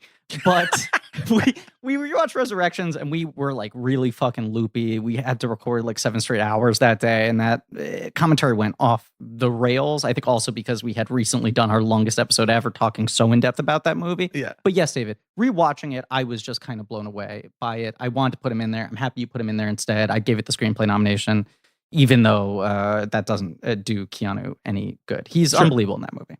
I did want to, you gave Last Duel a screenplay nomination, right? Yes. That's always a fun one when you get to get some actors in there. This was Before Sunset nomination. Yeah, Damon double nominee for me this year. Stillwater, what a performance. Maybe, what a movie. I mean, you and I always talk about dividing Damon performances into supporting versus lead, right? Yeah. Because he understands the different opportunities in those two and the different responsibilities of those two.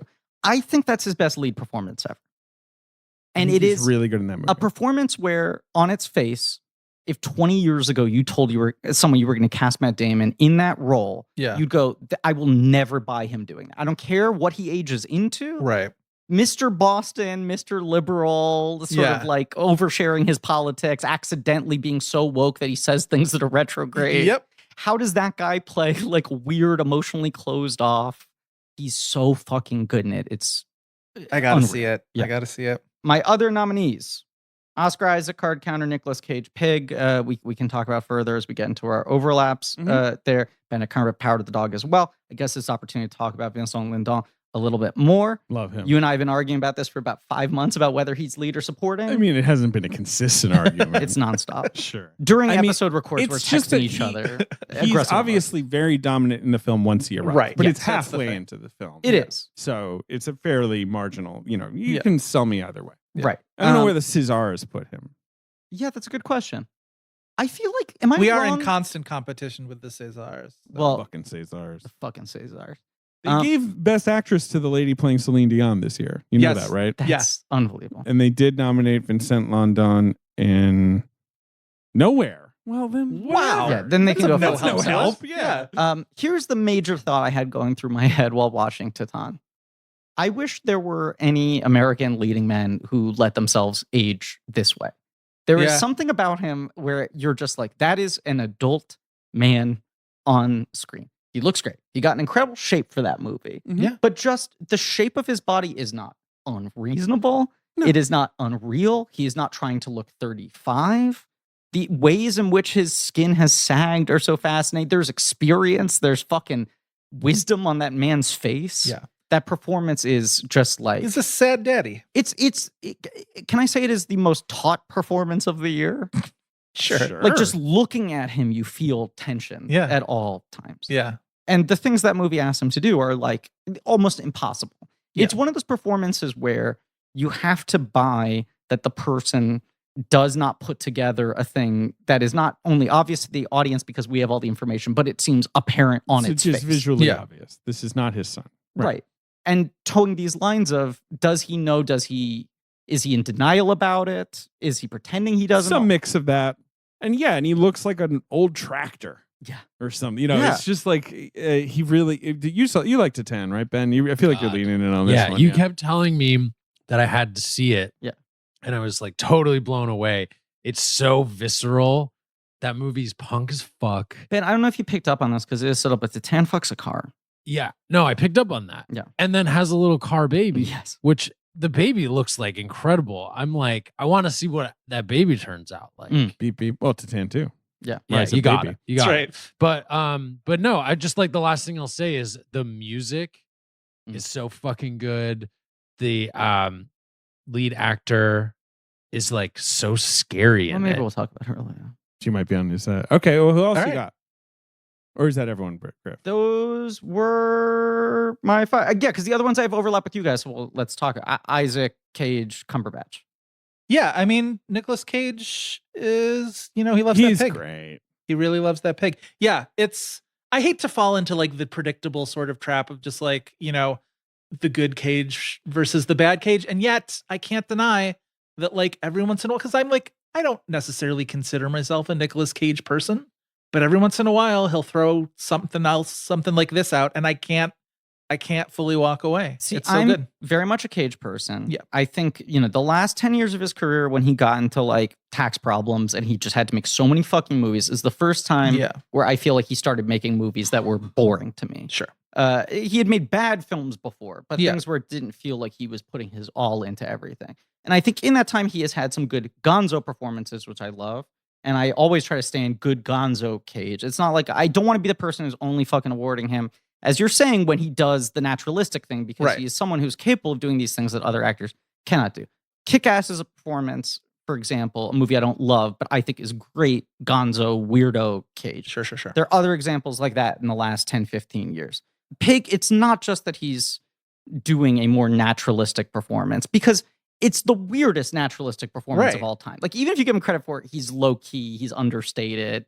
He's sitting and listening to people. And but it's not just that he like turned the volume off or whatever. It's just like he's doing something. The depth of feeling there is incredible. And he still is like, I mean, he's doing shit where you're just like, why isn't this guy taking a shower? And he's playing the energy of a guy who hasn't taken a shower in 15 years. He's also like the whole thing in Pig is like he looks at you and he knows things about you that you don't know about yourself. Right. Like, and that is very good use of Cage. He's my winner. Yeah. That he has like kind of wizardy powers. He's my winner. Yeah. He's great. Yeah. Okay, so the Eric Andre thing, please. It's one of those others was like I wrote a check that I had to cash. Essentially, I watched that movie.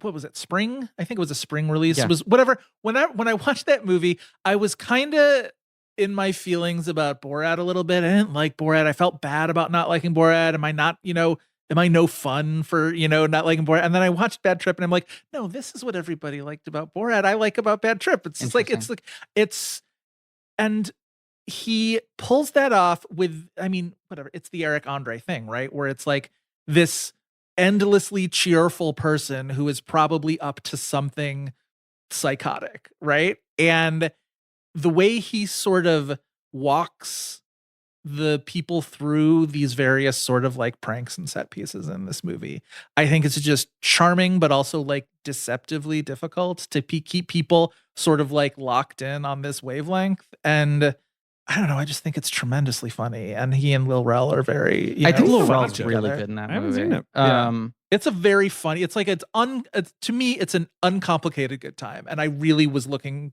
for an uncomplicated good time when I saw that movie. Here's a big question for me. Yeah.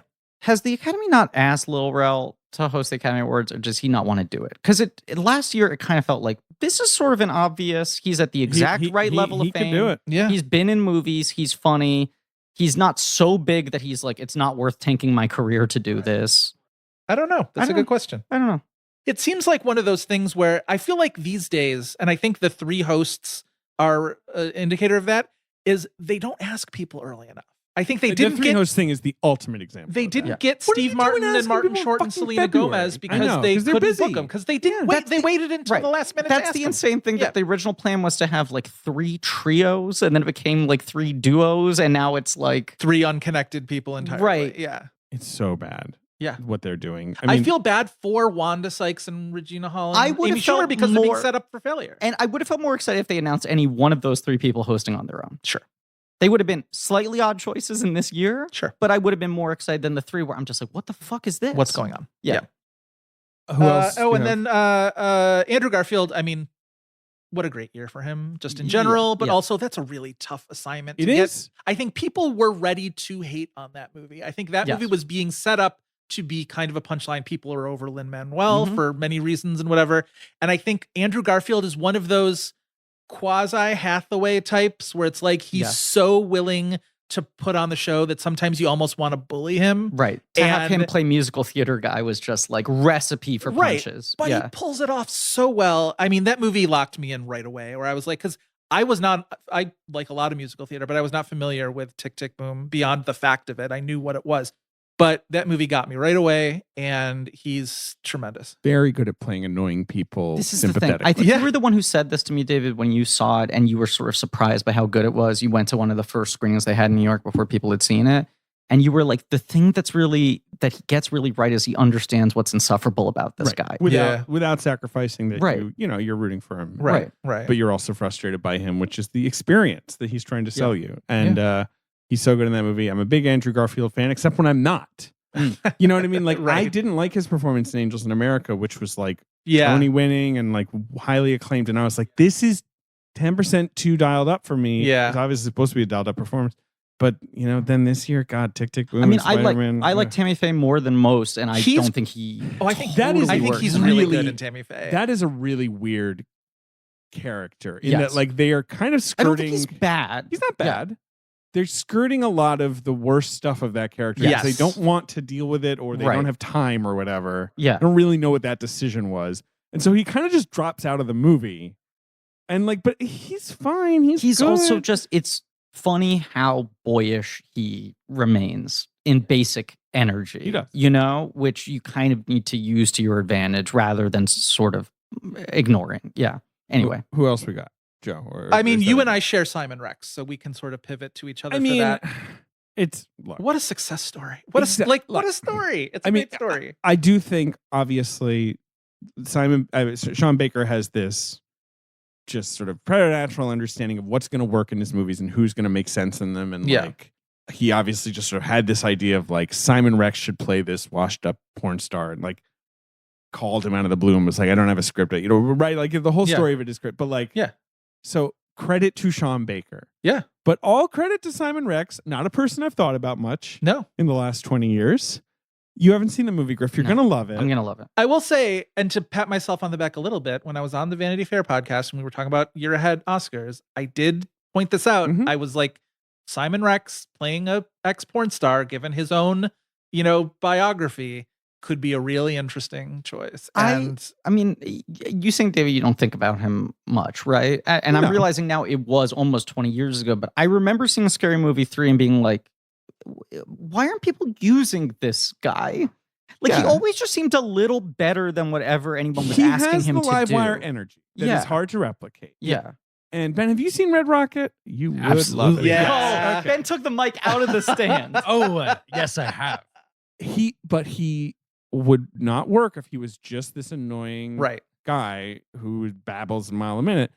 Simon Rex totally understands that guy is clinging on to any semblance of like legitimacy or coolness, or like that guy knows he is one like step away from basically just everyone never wanting to speak to him again. Like, but he can't help himself when he's talking to but like, right? I mean, like, you get the sense of this character that like this is the kind of stuff he was able to get away with in the past. This is the kind of stuff that would let him skate by. This sort of, charming personality stuff that even, you may hate me, but you love me kind of stuff. He's so specifically, like, his manipulation is so specific to someone who's lived in LA for a really long time.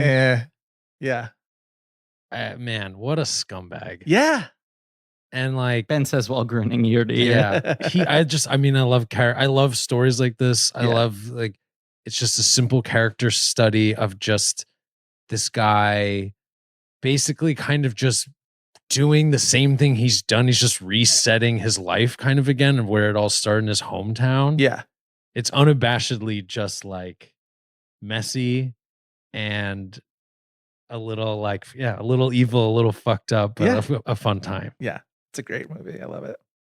Did we talk about Oscar Isaac? No, I want to talk about Oscar Isaac. Incredible performance. Maybe was sort of my runner-up. I'm giving it to Nishijima. Okay. But Oscar Isaac, my runner-up as well by like a hair behind. He was winner very again? close. Oh, he okay. almost made my list. He's very good. I mean, it's just you and I were texting about it, David.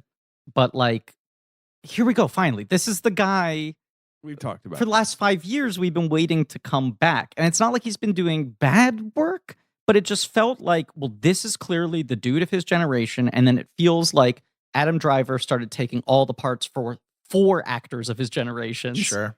And Oscar Isaac just sort of disappeared for a little bit. Obviously demands of Star Wars and whatever. But it was like, here we are back to basics. Give him just a real meaty script and a character study. Yeah. And let him look other actors in the eye. The scene where he tells the story about the best hand he's ever seen played, and he lays out all the cards and monologues it to Tyler Sheridan, and that's like mostly a oneer that sort of slowly moves in on him. It's incredible shit. He's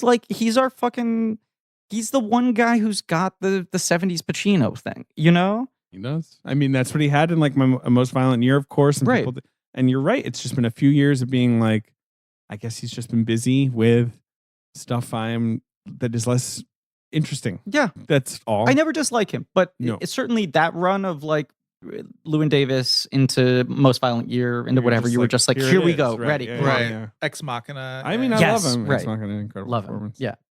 I also had Nishijima. Am I the only person who nominated him? It's just he was on my runners up. Powerhouse slow boil performance. Yeah. Absolutely, like, it has to nail the big emotional moment at the end of the movie. Like, I don't know the actor really at all. The movie doesn't work without him. Spellbinding stuff. Yeah. Keanu Reeves we've talked about, but I really do think it's such a self-aware, funny, sweet, emotional, and the like, range. I mean, what you're talking about, him. the stages that character goes through, that he gets to play comedy, that he gets to do his physical acting, that he gets to play really sort of low-key drama, intimacy, and be romantic as well. I mean, Cumberbatch, I feel like we don't have to talk about because last week on this feed, we talked about it for 2.5 hours. It's a great performance. Yeah.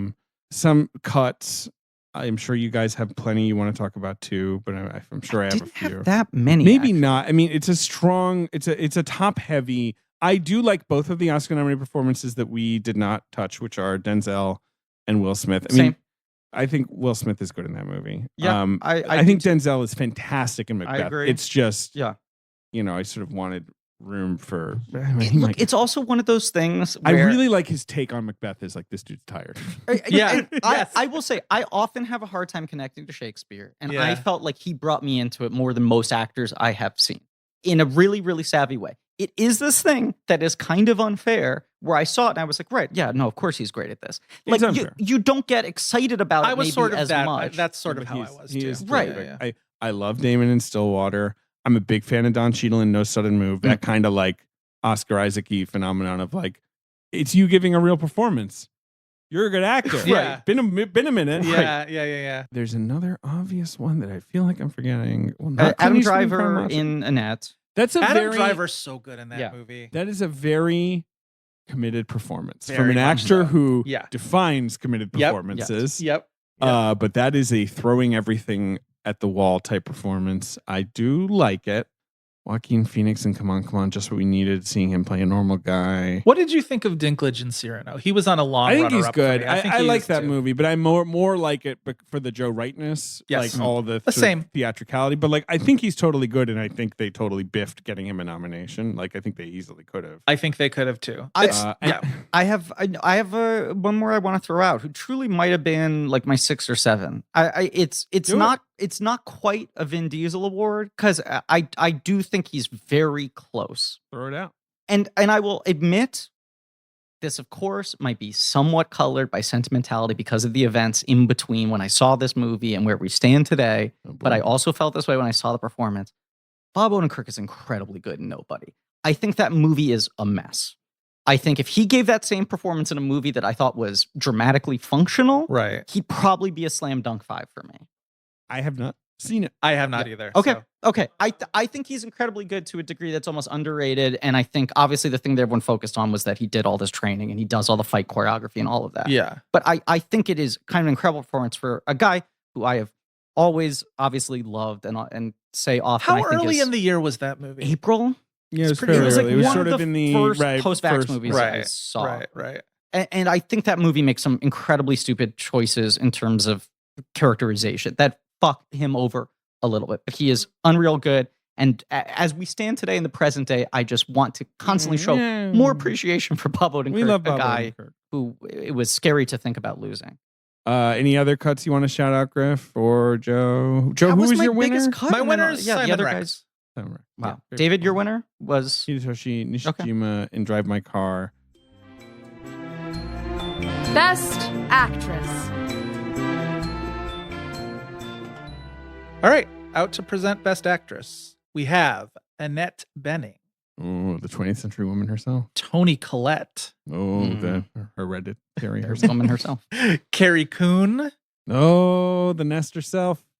Rooney Mara. Oh, Carol herself. I don't know. Not She correct. doesn't play Carol. But nonetheless.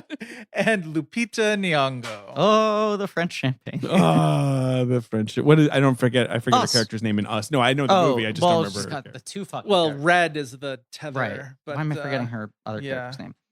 Okay. My 5 nominees for Best Actress. Best actress in a leading role. in a leading role are Jodie Comer, The Last Duel, Rebecca Hall, The Night House, One of your faves. Been talking up all year. Virginie Efira, I don't know how to pronounce her name, Benedetta. Oh, sure. Yeah, this is my run of the names that I'm going to fuck up. Oh, here we go. Wow. Agatha Roussel in Titan Yeah, or is it Agatha Rosell? Yeah, anyway, yes. The lead actress in Titan. and Renata Rensby Renata Reinsve in The Worst for the worst person in the world. in the world. Mhm. Very good. All right. Mine are Olivia Colman in The Lost Daughter, Look out. Penelope Cruz in Parallel Mothers, Look at Look out. Jansa Juricic in Quo Vadis Ida. One of those movies I need to get around to. I've heard it's really good. And it was one of those that rode the line was between, is it last year? yeah. Is it this year? Yeah. Nicole Kidman in Being the Ricardos, Joe. and Renata Reinsve in The Worst Person in the World. Joe, you got some Nicole splaining to Kidman do. Out of You here. got some splaining to do. I had to do it. There's the door, I'm standing Nicole. by it. You got some. Splaining to do, my I friend. think I said this to Griffin. I don't think that performance is bad on a I don't either. technical I level. think it's actually good when In- taken on its own in level. dealing with like the language of the screenplay and like, you know, It's being good such as a lead commanding performance in a Sorkin film. Yeah. I don't think it really makes any sense. I cannot. As the person. What Great is performance, what is the good Tommy Lee movie. Jones line? I cannot sanction its Sanctioned this buffoonery. I mean, yes, it's like we all know Lucille Ball, and I'm like, comedy legend. And the movie's like, no, No. very persnickety boss. And I'm like, okay, that's it. Goodbye. Right. Woman who constantly lists her accomplishments. I feel like that's a justifiable take on the material. I genuinely do. Like, Joe. It's fine. I- It's fine. It's I can't. all right. No, You I know, look. I mean, have truly zero problems with her performance in Nicole terms of Kidman. what she was asked to do. I have problems with what the movie asked her to do and perhaps her casting as well. But I think she did her job well. Great performance. Is she going to win an Oscar, or is she I kind of struggling? Whatever, peaked a little too soon in the narrative. The Chastain SAG thing was interesting. That is a performance I defend a lot. Yeah, I mean, no offense to the Screen Actors Guild. Yes, sure, of which you are a member. Correct. But they do vote like morons a lot of the time, so they can be tough as predictors because they often will make really strange. I think winning what that did though is that Emily Blunt, that Best Supporting Actress, A Quiet Place. Look, right, not a bad performance. Not a bad performance. Just an odd win, but a lead performance. No, also true. But no, I think what that did was threw that category into anybody Further can disarray. win it. Just like now, like the I think it's going to be so spread out that like the threshold for winning that category is going to be. I'm wondering Kristen if it's Stewart Coleman became now. the unambiguous least likely Yes, to win, having 100 once been a front runner. She's the only one I can't see of that. She would That's be the why most I wonder if surprising. Coleman I just think Coleman benefits from the split. I've been saying right? for months that Coleman's going to win, and Best I'm standing by performance. that. Like Yeah. Anyway. And she's just weirdly become like. It's funny that her Oscar speech was like, "This is wild. This is never going to happen again," and now she's become like the new Judi Dench. Yeah. She's just become, if she has a new movie, it's going to be an Oscar favorite Yeah. because she's involved and she's going to get a slam dunk nomination. Yeah, it's very funny. Yeah. My nominees Yes. are Renate Reinsve in The Worst Person in the World, Alana Haim in Licorice Pizza, Penelope Cruz in Parallel Mothers, Olivia Colman in The Lost Daughter, and Rachel Ziegler in West Side Story. Ziegler, late cut for me. Yeah. Luminous. Paula Beer and Undine, a cut for me. That mermaid. Incredible performance, movie that fucking rips. Chastain was a shortlister for me. That's of the Oscar-y performances of the year. That's the one that I like. I think those are really real cuts. Kristen Stewart was a close cut for me. I really like that performance. I really like that I performance. love Case 2. I struggle with that movie. Rachel Sennett in Shiva Baby. I did love Shiva Baby. Yeah, surprised that didn't make it considering you gave Shiva I Baby do. Other Love. Yeah, I in do love fact, that you know movie. what? Actually, maybe kick Kidman out. Gibson out in there. Standing by it. Is she your winner? No, she's not my winner. Thank God. Ooh. Thank God. All right. Calm Whatever. I'm down. joking. Tilda Swinton in Memoria. That's a cut for me. That's a cut for I me. imagine. I Honor kind of was Swinton surprised Byrne. that you didn't. She was in and out. I That's don't know. a blind spot for me that I feel no embarrassment about because fucking stop making this movie so difficult to watch. It came out a week that cases were up, and I was just like, I don't feel like going we out were in this the week. worst That possible was- city to live that in when was that what movie. Yeah. screwed them over. I know. Yeah. And there was a moment where I had a streaming link to it, and I was like, I'm gonna wait and hope that it circles back around, and it fucking didn't. I watched it on a It streaming might, link. I wished I hadn't, but I did. Yeah. It's a very good movie. Whenever it comes to town, Yeah. if it ever comes Look, to town. I was fine with their plan if they actually fucking did it. Well, there was this Omicron variant. And I'm now aware. I think they just don't know what to But then do. at that moment, they should have just gone like, never mind, cute idea. Look, I don't. Yes. Rather than yeah. they're just doing neither. I don't know. I don't know what's. I don't going on know. there. I don't know what's going on. I don't there. know. Honor right. Swinton Byrne is a cut for me. Sure. In the Souvenir Part 2. But do you have any other cuts? No, I think those I'm were the trying to ones that. think I mean, if I've got anyone else. it was a very good year for Morfydd for lead Clark actresses. in Saint Maud, a very late cut for me. Oh yeah, she's really good. love that performance. That's a good point. Vicky Creeps in Bergman Island, quite good. Yes, Mhm. love creeps. I mean, always. I'm Creeps, always creeps. pro creeps. Yeah. I mean, I'll shout out Annabelle Wallace in *Malignant*. I- think it's another a very one- challenge. Big challenge. She's being thrown there, and she's really good. I That is love- a case. If I didn't have 5 nominees who were that strong, I would have pushed Annabelle Wallace in for the chaos of it. I love *Malignant*.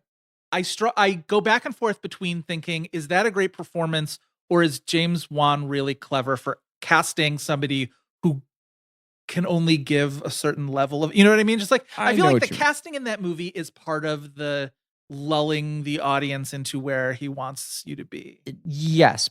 He's Yeah, casting that movie like it's a B movie. He's casting that He is. movie like it's trash. But I- not like, which is not to say that Annabelle Wallace is trash, but like No. he's casting Yes. that movie as if it's a lower tier Yes. film. Yes. I think she's incredibly good in that film. And I think you I'm a fan. it requires an actor with a very non-conventional understanding of what a performance can be to pull that off. You have to give her credit for intelligence for Yeah. that. Yeah. Let me give you the blankie 10 Oh, yeah. in lead performance. Number 1, Alana Haim. Then Nicolas Cage, Benedict Cumberbatch, Dev Patel, who I didn't shout out, but I love that performance in the Yeah, Good Night. I mean, it obviously falls a little bit into our past guest Sure. movie. Sexy though. Yeah. Rachel Ziegler. Not Dev, but Lowry. Yeah. go Well, on. Sorry. David Lowery, very handsome man.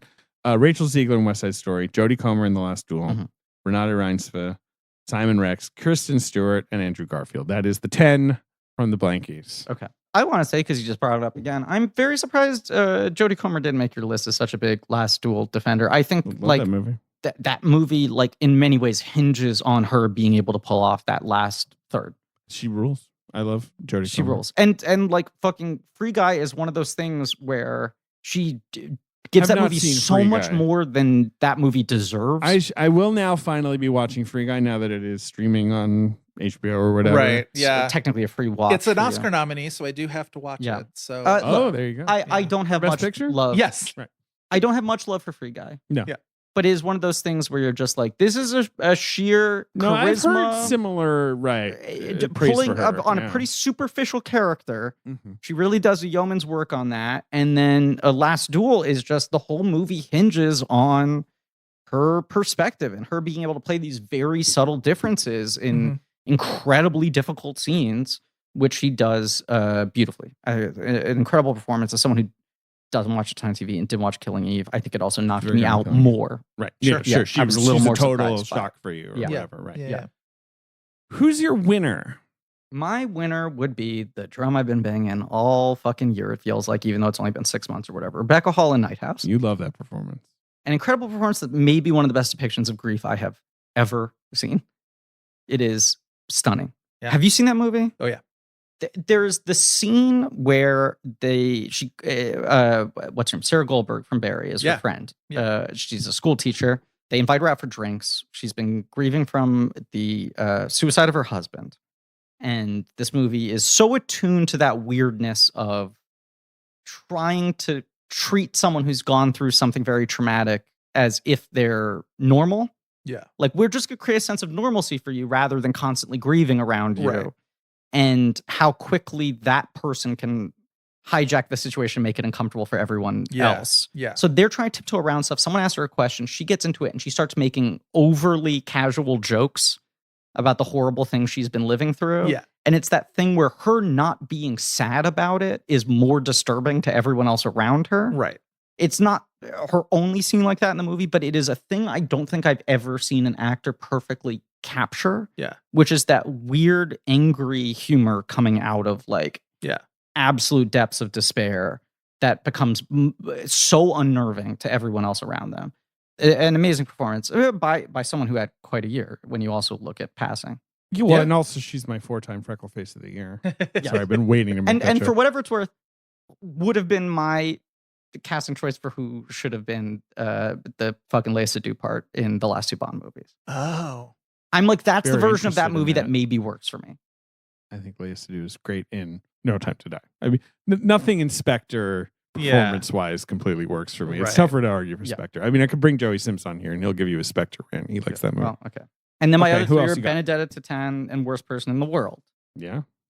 We talked about Benedetta extensively on that episode. Virginie, incredible. And talk about another like bizarre, almost Simon Rexy, like, how did you see that there? Mm-hmm. Someone who was primarily a television presenter and a weather person who then became sort of a celebrity, but not taken seriously as an actress, given this incredibly good supporting role in Elle, but playing a very opposite character what she does in this. And she just fucking attacks it. Yeah. And Titan is it's like, I mean, she sort of gets the spot that I would have wanted to push Annabelle Wallis for, of just like physical commitment, energy, weirdness. Yeah, definitely. But another person who had no previous acting experience was a dancer discovered on Instagram. And it was like a year spent on Instagram. Easy. I really like that performance. Yeah. I know that movie is polarizing. I really love that performance. Same. And I imagined we'll talk. She's my winner, Renata Reinsve. Marry me, Renata. That is a movie you pitched. You want to remake Marry Me. Yeah. Yes. I'm holding up a sign Yeah. at the Cannes Film Festival. Cutest person in the world. A luminous performance. Yes. And I have nominated a lot of luminous performers this year because Alana Haim and Rachel Ziegler are similar, where I'm just like, oh my God, the personality jumping out of the screen. Like Three Star is Born. Right. And it's like, Lightning is it in a just Bottle. magic? Right. Is it specific? But like directors who have very much keyed into specific star qualities of these three people. Mm-hmm. Right. And then the other two nominees I have are Cruz and Coleman, who are just like very, very, very good actresses giving powerhouse performances like that demand a lot of them. I love Cruz. That movie confused me deeply. Sure. I like it as a movie. I think it's a star vehicle for her. I was really into it until the last 20 minutes, and then I have no idea what the fuck this is. And it's not like there's a weird twist. It's just the movie kind of goes off in an odd cul-de-sac and then stays there. It becomes about a thing you weren't really was thinking not it was the thing I was most interested in. Sure. Right. Yeah, I understand that. But like, she's somebody I also think there's a chance she could win the Oscar too. Like, I really think that's not out of the question, and that would be amazing. Yeah, I think she's great. Olivia Colman rules. My winner is actually Jansa Juricic for Quo Vadis Ida. Wow. Which is a movie I saw because it was up for foreign language film last year, but it didn't get a release in the States until after the Oscars. And so this is one has been sort of in my back pocket for a while. And it was one of those movies just like, it's hard to be like, can't believe nobody saw Quo Vadis Ida, because like, where were you going to see this movie? And yet I want more people to, even though it's very harrowing. It's especially now in like the geopolitical times we're living in now, to a movie about like the Bosnian, the war in Yugoslavia and whatnot. Sure. It's just like, there's a lot of stuff, but she's so really fantastic and just sort of commands that movie. And she's incredibly sympathetic and sort of goes through a lot in it. And she plays the sort of mother, a wife and mother, who is also an interpreter for, the government in the city that is being occupied. And she has to try and get her family out while also remaining to do her job. And it's very tense, but she's really incredible in it. I need to watch that movie. Yeah. Who's your winner, Joe? That's her? That's her. Oh, yeah, right. Yeah. Okay. Have you said everyone? That was my question. Sorry. Yes. Okay. Renata's my winner. We've done. Renata was the only one all three of us shared. I believe so. Yes. Yeah. I mean, how do you not? Yeah. No, I agree. Back to the Blankies after these messages.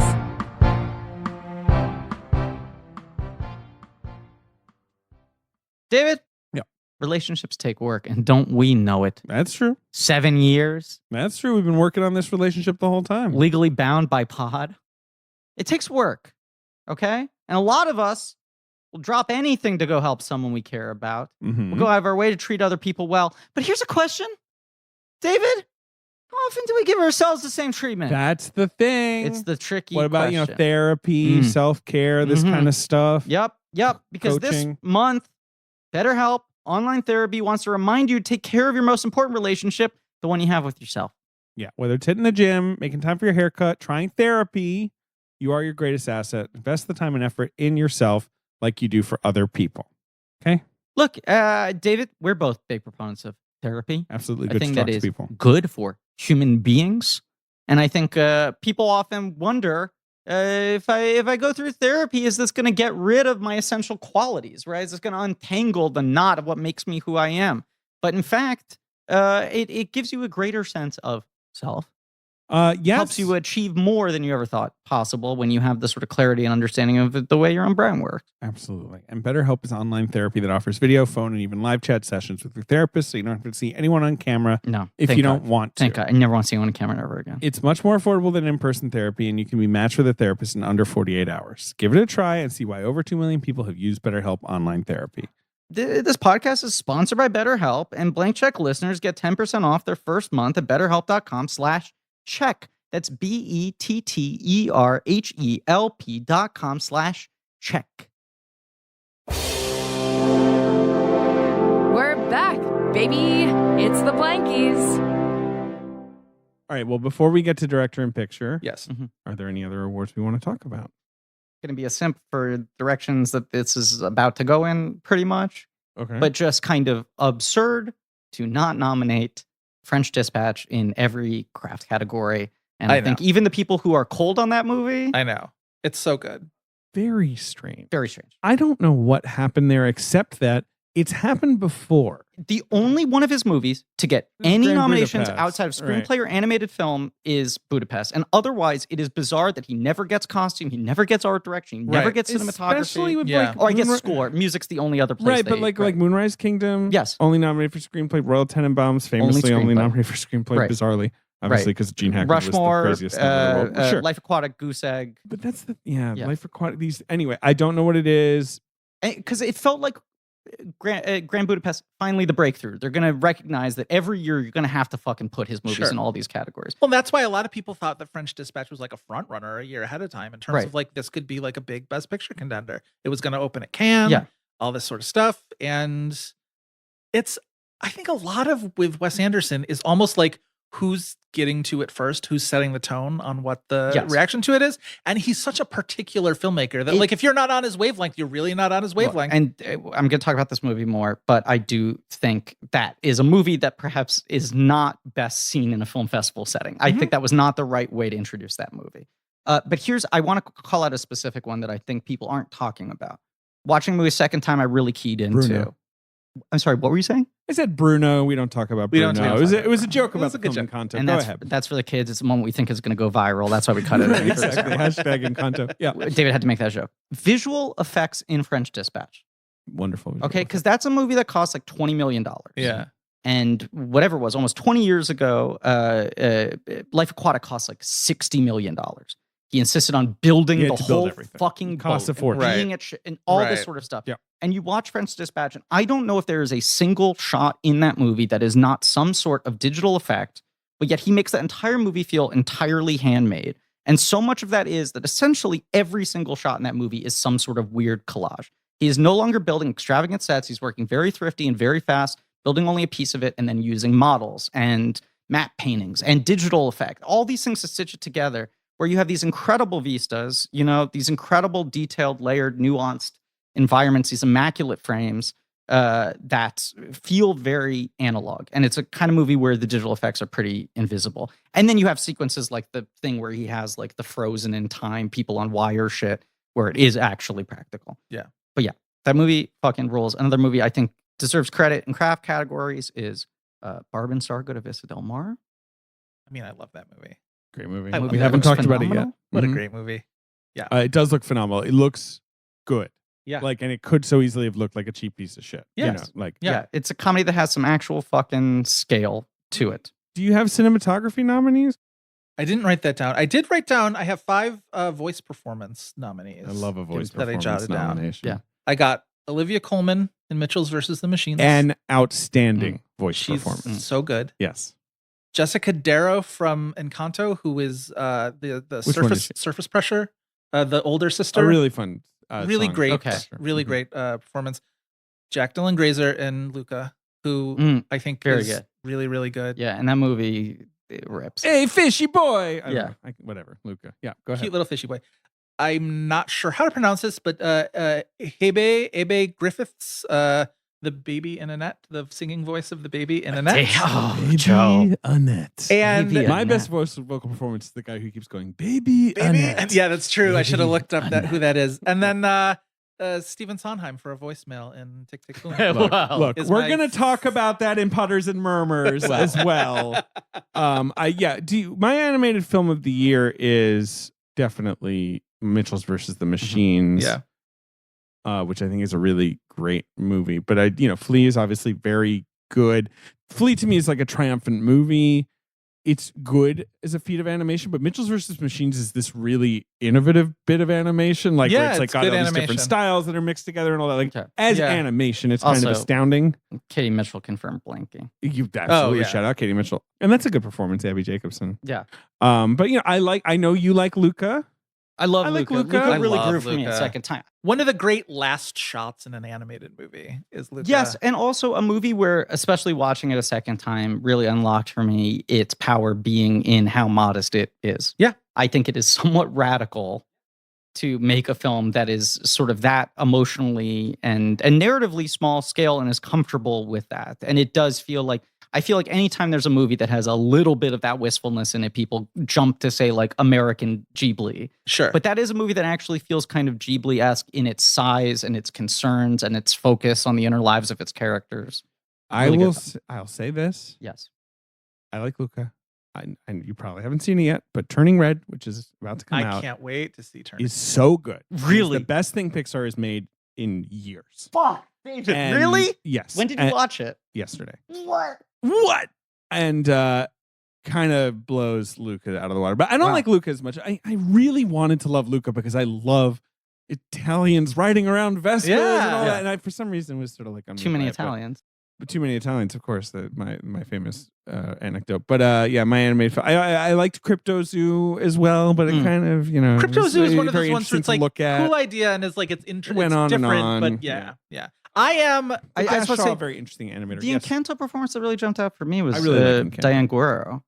Oh, as plays Isabella, the perfect older sister. I think everyone's fun in Encanto. I really love Encanto. I like that house. I really love that movie. Yeah. All right. What are some other cinematography? Yeah, I had Power of the Dog, Spencer, West Side Story, Dune, and The Green Knight. I mean, whatever. I jotted down because it's such a big musicals year. I did write down 5 choreography nominations because I feel like choreography is one of those categories that should be at the Oscars, but are not. Cyrano for its little interludes into that very beautiful kind of like waltzing choreography. In the Heights, the 96,000 number in the pool, especially West Side Story. And then I went kind of weird for the last 2. I put Malignant for fight choreography. I mean, it's really good. The fight choreography in Malignant's the best thing I've seen in quite a while. The scene in the prison, in the police station. Yeah. Did you read the interview with Nicolas Cage where he's talking about how he's going to play Dracula in the Renfield movie? And they were like, what are you pulling from? And he's like, I got really excited by Malignant. That's the first new movie to give me ideas in a while. That's very promising. That's very promising. Yeah. And it's not really a group dance number, and I know it's not everybody's favorite, but Katrina Balfe dancing in Belfast. No, I mean that's some movie. Sexy stuff. That's the whole thing. So I'm like, wonderful. Get this kid out of here. I don't give a shit. Right. Well, I've stolen some sweets. I don't care. I'm also like, maybe get the older people out of here. Maybe also get Jamie Dornan out of here. Maybe let me just watch her dance I like for 2 what hours. Dornan's doing, but that movie's Balfe is it's fine. It's fine. I'm not even saying that like condescendingly. It's fine. I was so ready to love that movie. Yeah. I was like, just my mouth is open. Stuff the ham sandwich inside. You told me like the most damning thing in the world is that movie couldn't make me cry, and I couldn't have been more buttered up. That's what you told me after watching. True. Score? Do you guys have any favorite scores? Obviously, I have Johnny Greenwood, The Power of the Dog. Yeah. Yes. And Hans Zimmer and Dune, who are Oscar nominees. Annette obviously had a very expansive, interesting score by the Mayels. I really love Johnny Greenwood's Spencer score. Yes. Which I thought was kind of ignored because they all went to Dog. I really loved Daniel Hart's Green Knight music. Some other nominated, the Blankies nominated Dune, Power of the Dog, Annette, Spencer, Encanto. But they also had The French Dispatch, lovely score, Green Knight, West Side Story, Licorice Pizza. Well, it doesn't really have a score, but whatever. No Time to Die. Licorice Pizza has a little bit of score. Very little. Bit. Yeah. Also by Johnny Greenwood. Yeah. I don't know. Any other scores you guys liked? I didn't jot down scores specifically, but like the Spencer score, I think it was one. I agree with you that like it would have been nice if that had been sort of resurfaced. My favorite score of the year was on TV. Actually, it was the Station 11 score, the Dan Romer. I should listen to that. I love Dan Romer's score. It's a phenomenal score. I just want to give out an award here. I'm just looking here. Biggest reddest dog goes to Clifford the Big Red Dog. Upset. All right. I don't know, but Drive My Car, if you think about it metaphorically, it's a nice red dog. It's a nice big red dog. I could do biggest reddest creature, and then Turning Red would be an early frontrunner for next year. Oh, yeah. Big. If I want to make an evergreen category. That's the thing that's sort of underrated. It's like, she doesn't turn into a regular red panda. She turns like a 10-foot tall red panda. That's cool. That fucking rules. Great movie about hormones. I wanted some spillover room for supporting actress, so I created a category that is best performance as a witch or ghost. Okay. Which is where a Ben category.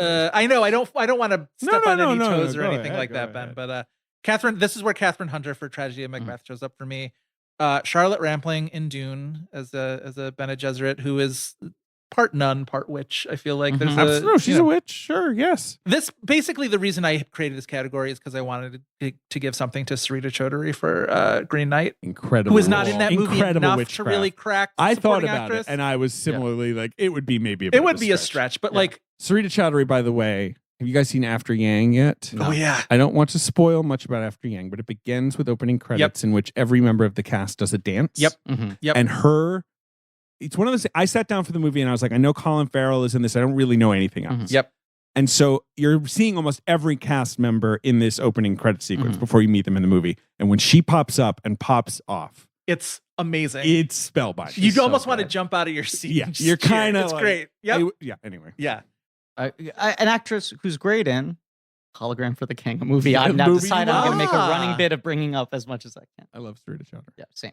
Jennifer Ely in Saint Maud, which is not really fitting the category exactly. Whatever. She's sort of she like counts. Yeah. She's scary. And then Maybe finally, she's the devil. We don't know. we don't know. I mean, we kind of know, but maybe. And then Timothy Spall and Spencer, who I genuinely believed was dead for most of that movie. I mean, I like that performance. I do too. No, what you mean? The shining of it all, right? Yeah. Like they're just like it's just like, is this guy dead? Is he maybe No, dead? he's definitely got like evil bartender from The Shining energy Now, in that movie. I feel like 100%. both of you at different points in the year threw out predictions of performances you thought might qualify for putters and murmurs. For me. I mean, to me, there's I a know. runaway winner. there was look for me. There's one that I saw the second it showed up on screen. I went, "This has to be it." Look, again, I wish the car from Drive My Car counted, but it's not really a putter. That thing rides smooth. Yeah, that's true. Sorry. It's not like Goofy's Jalopy.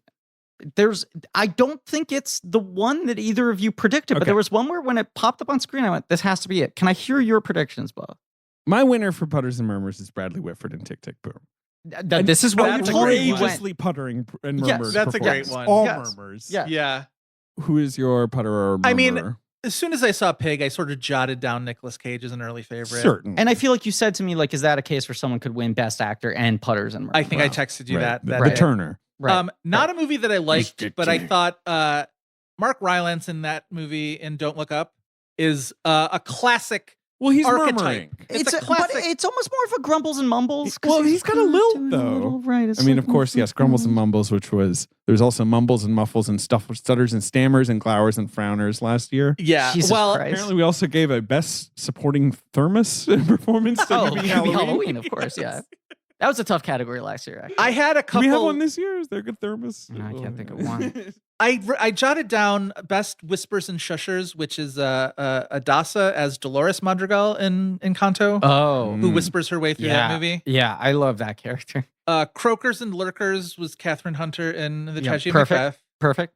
Hunchers and Strutters, which is my John Magaro in Many Saints of Newark as Silvio Dante. That performance is the most unhinged It's the performance. most of the unhinged year. performance of the year. It's why in the world did you feel like you needed to give Silvio a signature walk? And It's yet, like he watched The Sopranos through a telescope. Yeah. Or something. Where I'm like, what do you think you are doing? But the Well, wrong I end of a telescope. Yes, I spent half the movie being like, who is he playing? And then I was like, what's going he's on? supposed to be Silvio? Like, wait a second. It's amazing. Incredible. Yeah. Okay. And then Who- finally, clangers and whistlers for the pipes in The Humans. Okay. Oh, great pipe work in The Humans, by the way. The Humans is about these kids. The daughter of a family is throwing Thanksgiving in her new apartment, which she's just moved into, so it's empty. And the apartment is kind of like haunted in a New York City way, where like there's a lot of bangs and weird groans and noises, and you're like, is this just neighbors in the pipes, or are we about to die? Like kind of weird. It's energy. the only New York City movie that ever made me feel like I should leave New York City. It's got an intense energy. Yeah. Griff, who is your My runaway putterer? Runaway putters and murmurs. It's a small performance, but it's almost like a skill piece kind of win. Yeah. Stephen Root in The Tragedy of Macbeth. Oh, very good. Someone who was able to, with less than 5 minutes of screen time, successfully putter and murmur his way through Shakespeare He does putter so well while as being well. coherent. And look, obviously, one of the all-time great putters and murmurers when he wants to be. Yeah. Right? But the fact that he was able to do it with that material Yeah. and not bard, at the if you will. expense of the movie. Yeah. He's or the swooping. That movie came in late, but you're in right. You're Yeah. right. I loved Sondheim, but it was the second that performance came on screen, I went, I'm in love. You This guy haven't putters and murmurs you with me. haven't seen my number one putters and murmurs though, and Which I'm is? interested to see Brenda Dice in Red Rocket, who actually has just Oh, recently She just passed away. died. She is a good putter and She's murmurer. the mother-in-law in Red Rocket, and it is classic putters Look, and murmurs. I want to remind people that first year where all three of us gave Michael B. Jordan Best Actor, yeah. my close number 2 was Ian McKellen in Mr. Holmes. right, who originated this. And I felt so bad that I was snubbing him that I gave him putters and murmurs as a consolation prize, a thing that has now just become an ironclad. That's We history. must address it. That's history. Right. Yep. I track it throughout the year, Griffin. I We keep a all little do. list. I'm Yeah. trying to think of some other ones. Okay, Jada Pinkett Smith in The Matrix Resurrections. Yep. Yeah. She Yep. putters. Yep. Mhm. Rufus Sewell and Old. He Yes. murmurs. Now, there's not a lot of puttering. No. No. But he murmurs He a does. lot. True. He Yeah. does. The fish dad in not the fish dad, the human dad in Luca. sort of is He's more of a mumbles and grumbles. He's a mumbles and grumbles. You're right. Yeah. You're right. Yeah. I mean, Sean Harris in The Green Knight murmurs a lot. Yeah. Doesn't really putter. He's stationary. He Yeah. sits. Yes. Right. Sits and murmurs. The puttering's Separate really category. important. It is. important. It is. You need the physicality of Yes. Yeah. it. Yeah, I guess those are the main ones. Because if we lose sight of the puttering, Right. it just it's like becomes, what's happening to the Oscars right now. Right, You're just, You're it becomes least enunciation. tarnishing the brand. Right. Right. Yeah. Which is not the spirit of the category. Best Director. All right, out to present Best Director, we have Luca Guadagnino, Bong Joon-ho, Steve McQueen, George Miller, and Kelly Reichardt. An international smorgasbord. Yeah. And Kelly Reichardt. And again, just a group you want to hang with. Like I a wanna continental breakfast. Can we stack them tallest to smallest? Because Yeah. Kelly Reichardt's like an even 4'8" or whatever. And I feel like Bong is really tall. Like I Yeah. feel like there's Yeah. a good Anyway. Bong is weirdly tall. Is Luca Guadagnino tall? Is Looking up his Luca height. tall? Yeah. The internet could tell us. 6 feet tall. All right. Not as tall as me, but whatever. My nominees for Best Director of a Motion Picture are Joachim Trier, worst person in the world. Did I say his name wrong? No, you got it. I think. Paul Schrader for The Card Counter and another good year of Facebook posts. All W's on that. All feed. dubs. Never taken an L, not once. Jane Campion for The Power of the Dog. Wes Anderson for The French Dispatch. And Wrigley Scott for The Last Duel. Wrigley Scott. Old Wiggly. Wow, Wrigley. making your ballot. I know. Good for you. It's one of the few times that I feel I've been fully Ridley pilled, as much as I do like a lot of his movies. But Yeah. this year I was like, that's some fucking directing. Yeah. Joe. All right, I made a last minute change. We're all very excited. All right. Wes Anderson in The French Dispatch. Yes! You talked me into it, Griffin. Thank you. So good job. Thank you. David Lowery for The Green Knight. Jane Campion for The Power of the Dog. Lin-Manuel Miranda for Tick, Tick, Boom. Wow. And Steven Spielberg for West Side Story. David Sims. Jane Campion, Power of the Dog. Steven Spielberg, West Side Story. Steven Spielberg, West Side Story. I'm just going to nominate 5 times. No, I'm kidding. Joachim Trier, Worst Person in the World. Pitchapong, Where's Ethical, or Memoria. That's the one I'm tripping over. And Paul Thomas Anderson for Licorice Pizza. Those are my nominees. The Blankies nominated Jane Campion, Denis Villeneuve, Steven Spielberg, Paul Thomas Anderson, and David Lowery. Villeneuve was the one I bumped off at the last minute. That's what the Oscars did. Yeah. I'm surprised you bumped him too, David. I'm a straight top 5. Almost Yeah. always. It's Yeah. very rare for me to bump someone out Okay. of my top 5. And Dune is we'll get to it. Yeah. But it is in my top 10. I do think it's one of those ones where it's just the undertaking of it all. I appreciate No, it. it's a wonderful piece of direction. He rules. And nice fun bonus points for trying to stick it to Warner Brothers as often whole as he time. tried to do this year. Very much in his corner on that. I mean, I don't want to even talk about runners up because we'll talk about it in Best Picture, I suppose. Lin-Manuel Miranda is my sort of outlier from the two of y'all, and I mostly just feel I think that's a great. I mean, we talked about it when I mentioned the screenplay. Like, that is a really, really difficult bit of adaptation. And I think he gives every little part of that movie just a ton of care and energy and invests in it. Yeah. Just like everything feels infused with, intent and energy. Like, it's just And a a lot really. of people fail spectacularly trying to Fosse their way around the conception of cinematic musical numbers, and he actually has some really interesting ideas in that movie. Yeah, he's my runner-up for first film. Maggie is my winner there, but I should have done a first film, but yes, yeah. Well, we have to do that at the Critics Circle, so I had to think about it. Yeah, but anyway, yeah. Griff, who's your winner? My winner for Best Director, once again in the name of Spreading the Wealth, would be Jane Campion. Jane Campion. Jane Campion. Probably going to win the Oscar. Probably my winner is Joachim Trier. Who you got? I got Campion. She's pretty good. Yeah. She's pretty good at what she does. Yeah. We love her. Yeah. Do we just roll straight through to Best Picture? Yeah. Why not? Okay. I think so. Best Picture. I didn't have present. I didn't know who we could have done for Saul Zanetti. Saul Zanetti, right? Exactly. Famed producers of yesteryear. Come on, give me some. Anyway, I mean, all the ones that jump into your head are disgraced and not worth talking about. Okay, so fine, yeah, right. Saul Zanetti comes out so alone. he comes out alone. And Yeah, the ghost of Saul. Why am I here? Yeah. All right. Well, Griffin. I'm just gonna do it. I'm just gonna say it. Just And I do it. waffled on whether or not I could do it, but I'm gonna do it because if I don't do it, I'm being dishonest. Once right. again, this position I found myself in several times before. My number 10 movie of the year is F9. Very good. I gotta be honest. That's fair. Where do I have the movies? F9 on my list? I like the that movies. movie. We do love the movies. I have it 62nd. Okay, well, actually, go fuck But yourself. I do really like. No, that no, movie. I know, but I'm just saying. Actually, in all earnestness, go fuck yourself. I understand. Number 9, Undine. Number 8, The Card Counter. Number 7, The Last Duel. Number 6, Benedetta. Number 5, Titan. Number 4, Pig. Pig. Okay. Number 3, The Power of the Dog. Arf, arf. Number 2, The Worst Person in the World. Number 1, The French Dispatch. That's your movie. That's my movie, baby. Very good. good number. Yeah. Numbers. Good numbers. Good there. numbers, Griffin. Thank you. Very good. Good job with the numbers. Thank you. All right. Mine are number 10, The Green Knight. Number 9 is Flea. Number 8 is Pig. Number 7 is Tick, Tick, Boom. 6 is Petite Maman. 5 is Quo Vadis Ida.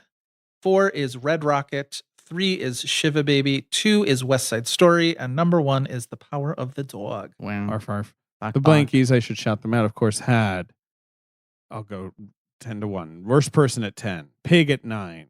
Last Duel 8. Matrix at 7. Drive My Car at 6. Green Knight at 5. West Side Story at 4. Dune at 3. Power of the Dog 2. Licorice Pizza was their best picture. Mine are number 10, The Card Counter. Number 9, Dune. Number 8, The Matrix Resurrections. Number 7, The Green Knight. Number 6, Drive My Car. Number 5, West Side Story. Number 4, Power of the Dog. Number 3, Memoria. Number 2, Licorice Pizza. Number 1, The Worst Person in the World with a bullet. Wow. Yeah, I know. Yeah. I mean, my list has been up all year. Everyone knows what my top everyone 10 is.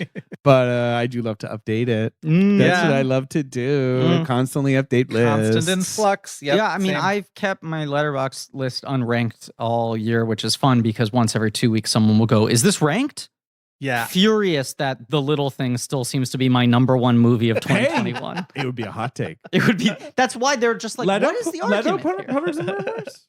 No, Nah, that's too more of scary. a snivels and I don't know. Yeah. After Yang, again, coming out next year, Oh, yeah. that's a movie where every actor has Yep. putters and I Murmurs. think that's right. energy. I think Yeah. that's right. Kogonada gets it. Yeah. Yeah, those are what a lovely year for cinema. I think it Still was a going really strong. good year. Yeah. I think it was a very good year. I was very happy to have been able to see everything that I did. I wound up, this was my festivaliest year ever, actually, even though I only was able to attend New York in person, but I was able to do Sundance and TIFF and New York all together for the first time ever, which was pretty rad. Yeah, I'm happy with my top 10. It was an incredibly competitive top 10. I kept shuffling a lot of things into those last sort of few spots. French Dispatch just kind of knocked me away when I saw it. And it came out fairly early in the season in September. Yeah, September, right? But I'd already Yeah. heard like 3 months of people being pretty lukewarm on it from Right. It festivals. had gone over okay. My expectations Right. were lowered, and Yeah. I fucking love Wes Anderson, but I'm not like a straight simp for him. Where Yeah. there's certainly movies of his that I dislike or like to lesser degrees. And this is like it's a top 3 movie of his for me. And I think, the more ornate his films become, the more in your face his craft becomes. Yeah. Absolutely. I think a lot of people understandably get suffocated by that. But the one complaint I always find very frustrating is when people say like his movies aren't about anything. Right. Because I think increasingly, whether successfully or not, he is probing more and more into things. And I also think he is using the artifice and the sort of style of his movies to comment on these ideas of presentation and authorship and culture and society and all those sorts of things. And French Dispatch is like such an amazing ode to the idea of authorship in a way, right? Yeah. Because it's so much about like these 3 stories, but these 3 stories are defined by who is telling them, their perspective, their perception of this event, this subject, this person, this art, whatever it is. And then the added level to it, the thing that kind of knocks me out about that movie is that like it is weirdly the entire movie a eulogy for a guy who has less than 5 minutes of screen time, who in so many ways is like a very incidental character. Right. And yet by the end of the movie, you do feel, for me at least, I know what you're saying. This sense of emotional grief for this guy who you didn't really know, because the whole point was he was this invisible hand. Right. His life's work was this rich kid who took his fucking father's money and shacked up in this odd town in France and gave a bunch of weird expats the freedom to find subjects that no one else was going to write about. Right. And what he did was just let them do that. And when he died, they buried him in the middle of a field. They gave him an editor's burial, right? And this is his last testament. No crying, no sentimentality. Well, remember after the 2016 election, and there had been the sort of the immediate reactions, whatever. And one of the things, the sort of rallying points was, we got to support the press. A free press is going to be like Meryl Streep's like Cecil B. DeMille acceptance speech, like ended with this rallying cry of like, we have to support a free press. It's going to be our first line of defense against whatever is coming. And it felt like a lot of people then were maybe like, there was, people doing their sort of like ode to journalism and the press and whatever. And I was like, this ends up being Wes Anderson in the Wes Andersoniest way possible. Sort of, this is what his ode to a well-funded free press ends up being, is this very particular, a world that has never quite existed, but in shades of our memories, it sort of did. Which I think is what, the more his films get masked in artifice, the more he's commenting on the idea of why we would want things that were this sort of ornate and immaculate and whatever. Yeah. Aforementioned Cam Collins wrote an incredible letterbox review of French Dispatch that touched on a lot of things I like. But for me, the two things that are like just masterstrokes in that movie are, and there's so many stylistic conceits that the first time I found it overwhelming, could not decipher why he was doing much of what he was doing. But the use of color the second time for me, when he decides to pop in, because the stories are mostly black and white, really kind of unlocked what his interests are there, which is, can you find moments of pure transcendent beauty in the world, whether they are the work that someone makes or an experience or a person, the idea of their life, what it's able to inspire, whatever. Those are the kinds of sparks that if you capture as a writer and you're able to communicate to people, can actually change the world in some microscopic way, perhaps. Big orange caftan, yeah. Right.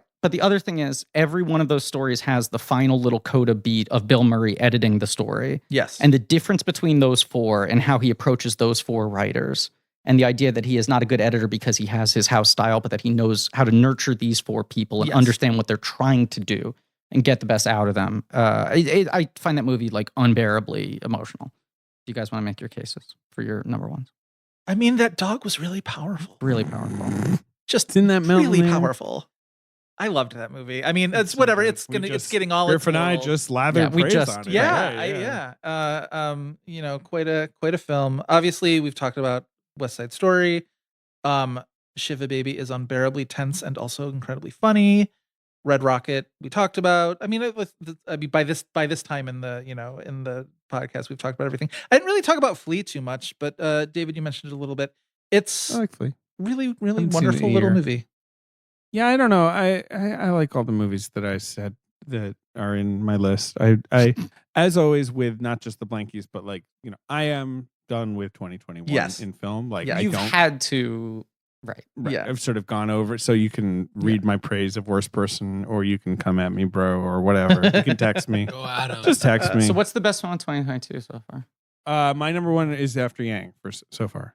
It's very early. Yeah, let me check here. My number one is Jackass Forever. I mean, narrowly beating out Blacklight, Hotel Transylvania, Transformania, Moonfall. I've done my thing where like January and February is pretty much still 2021 catch up for me. So like the year has just started. Right. The movies I've seen this year have not been movies. Have you charted?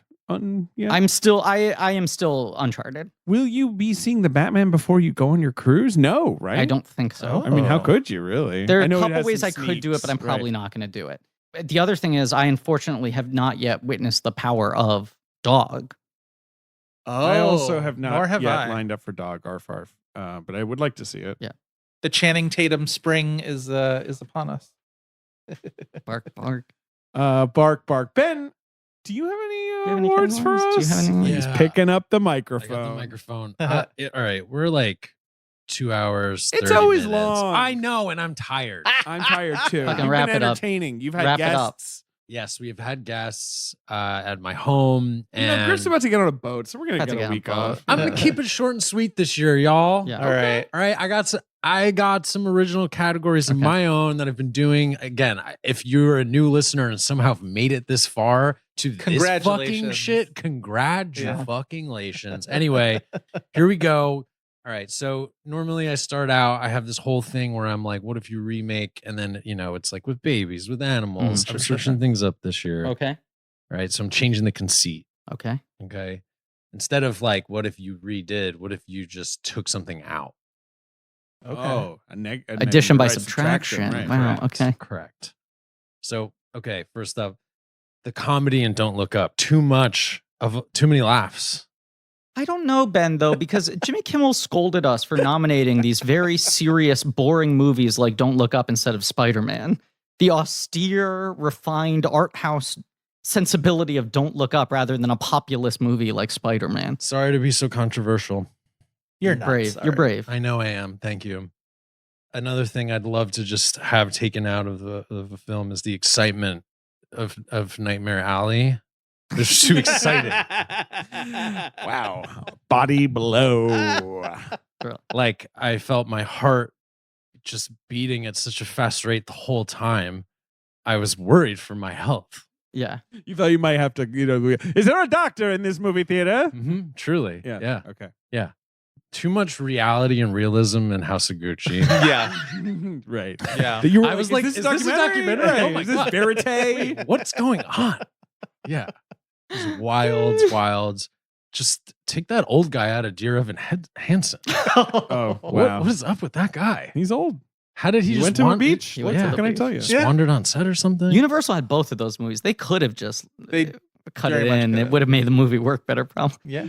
All right, so moving on, of course, we have each year the Weddies movies. I like to reward the Golden Mop for being, achieving great moments in moisture, wetness, Truly the dampness. puppy bowl to our Super Bowl. Really. So the Weddies. Yeah. films that have soaked, the best, Slick soaked through. flicks. They've soaked through They're slick 2021. flicks. Yeah. It's gotten to the floorboards. It's yeah. And like I also in the years past have picked movies that made me cry. And I just decided to zero in on just really one film because I think it just achieved wetness in a lot of different ways. No nominees, just one award given. One a Palm award. d'Or situation. Yeah, Right, exactly. right. And it's Licorice Pizza.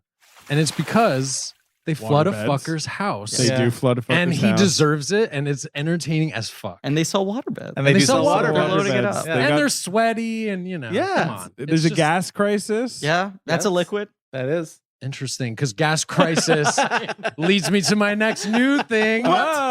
Oh, I've Keep also this been I the want years. 20 minutes of this, Ben. I know. I'm just luxuriating right now. We need a little more episode time. Okay, well, in the years past, I've also revealed myself to be somewhat of a dry guy. You become a dry guy. Sure. You change brands.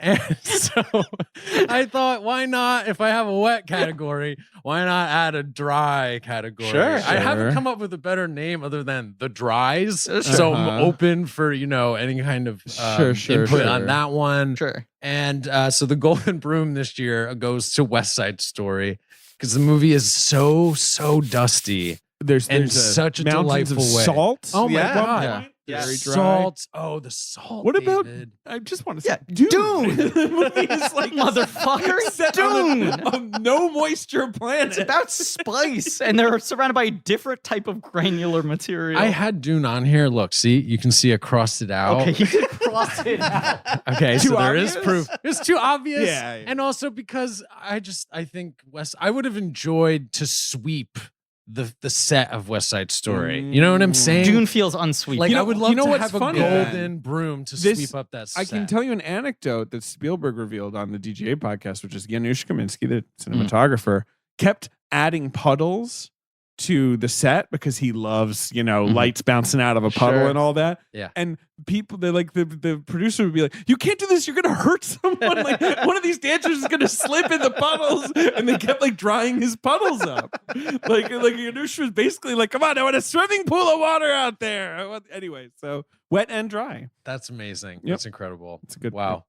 And then the classic category, no thank you. No thank you. Now again, So nothing's being replaced with fruit or babies or No, anything. No, that was no. it was subbed out. I know. I Just just kind of switching missed it. things There'll be an up. outcry. There will be. There'll be an outcry. There will. There'll be an outcry. I'm sure There will be an will outcry. Yeah, There's there going to will. be pushback. Yeah. Guillermo del Toro is going to complain. This is not the right year to do this. Cinema's still recovering. I get the body blow to me, but why do this? Yes. Okay, so the no thank yous is pretty self-explanatory. And again, I'm sorry, I nominate multiple movies normally, but there's really just one winner. Oh, I don't think this should come as a surprise, but just in case, I don't know, I'll just come right out and just say a big old no. Thank you to Being the Ricardos. That shit looks miserable and awful and just not entertaining in the least bit whatsoever. I couldn't pay me to do it. sure. You would have to chain me down. Just to explain to people who don't know, no thank yous are movies Ben refuses to watch. No thank Correct, you. Don't correct. need it. Any other no thank yous, or is that No, the that's winner? it. And then, Okay. of course, I just have a couple of honorable mentions. So, first of all, another new kind of just thing that I might start up. We'll see how it goes if I want to keep doing this. Anyway, I'm starting off with the I'm sorries. And the I'm sorry is I'm sorry to the father. That movie fucked me up. I was so negative on it. I was like, this is an old guy, and it seems like it's about senility, and it seems really depressing. I watched it on a plane. I cried my fucking Incredible life movie. away. It's It's a an good incredible film. Okay, now I just for perspective, I do want to remind people that you did also cry your eyes out on a plane at the opening scene of Paw Patrol, the movie, a film you did not have headphones on for, and were watching over the shoulder of the person sitting in front of you. That is correct. A scene in which a car swerves out of the way to not hit a dog on a bridge. Oh, And that sounds good. But then the car is hanging down off the bridge. And the right? dog saves the Control car. deals with it. And they episode. save the guy because he's a good guy. Obviously, he swerved out of the way, didn't want to hit the. All right, we can't get into this. Ben's crying. Yeah, That's the real power of the dog. That's the everybody. real That is power. the real real power power of of the our dog. dog. Bark, Arf. Arf, arf. Okay, best pig goes the pig, of course. Of course. What a good pig. Best No mullet. offense to Pig, your cat. No, I know. Sorry, pig. You always are in my heart. Best mullet goes to Matt Damon in The Last Duel. Absolutely. Fucking killer haircut. Unbelievable. Killer. One of The those hair work in that haircuts that goes bad all the way around and good again, like a horseshoe haircut. Uh-huh. Yeah, it's Yeah. amazing. All right. And then lastly, I just want to say honorable mention of historical psychedelia to Green Knight. Because I think that's just like a really interesting thing I've never seen before. Medieval. And Yeah. I wanted to grab Coleridge and just like read some fucking Kubla Khan ass shit, after seeing that movie. I love it. Okay. Anyway, that's me, Wow. Ben Hosley, on Blank Check.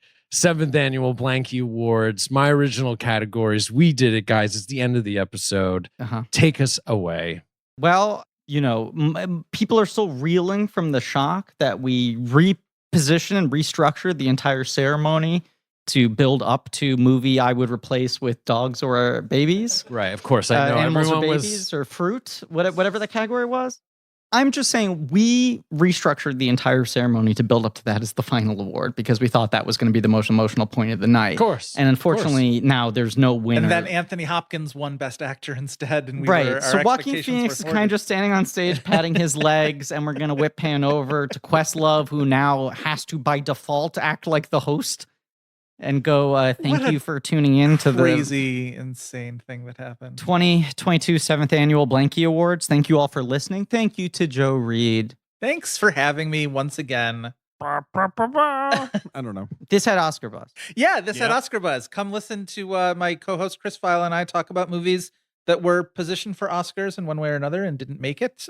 We are on Twitter at @had_Oscar_buzz. By the time you listen to this, our latest episode on Margaret will be a few weeks old, but go One of my listen to that favorite one movies, because it's a best of the decade. one of Blankies my one, fave right? episodes Yeah. that we've done. in I a can't wait while. to listen. It's so good. Love people talking. Margaret, Dave, and I both been on the show. Yes, we'll have to. did an episode on Jude Law's Alfie. I know. We'll have to have each of you two back A's, at some point. two 2004 A's, Yes, Alexander and Alfie. or maybe 2005. I When can't remember. when will Somewhere they around there. combine No, I the think two they of were. them Yeah. together? Yeah. So check that out. Thank you all for listening. Please remember to rate, review, and subscribe. Thank you to Marie Barty, voice of the Blankies, much like Peter Coyote, the Donald Yeah. Sutherland of this podcast. Yep. And for our social media, And 4, building with her bare hands, blankcheckpod.com, a great new website. You can go to check out a bunch of things. March Madness is in full swing, but also you got links now to merch and Reddit and Discord and Patreon and all these other things. And speaking of, on the Blank Check Patreon, we're doing the Matrix commentaries. We've gone back to the Matrix, aforementioned. Last 2 get kooky.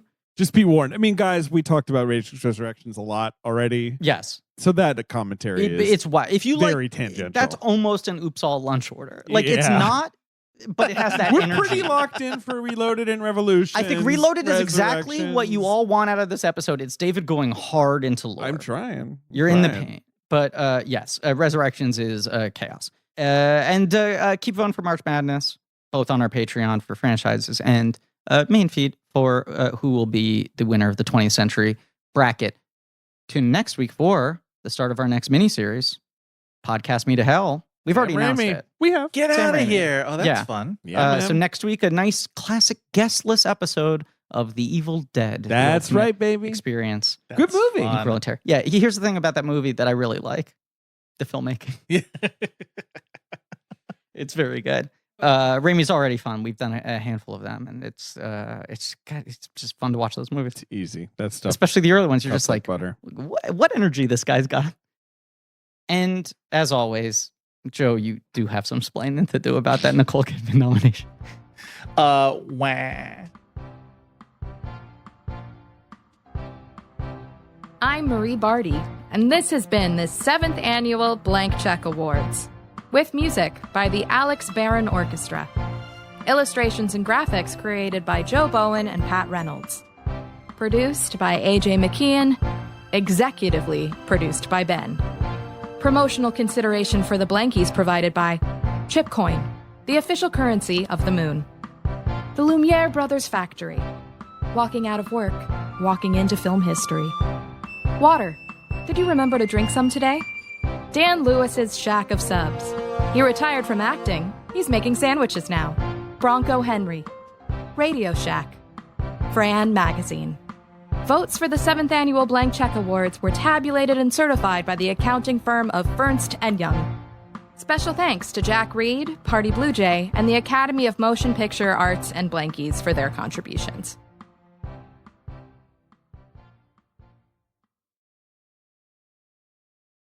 So we're up to HAPPY on the birthday sign. No, seriously. Do we want to run through some screenplays quickly before we get to the lead actor? Yes. Okay, I also just want to say, I've been recording for an hour and 20 minutes. So I think we should maybe... We're going to speed it up. We're just talking about speed. I'm not mad. I'm just saying. You sound mad. You sound furious. Be honest.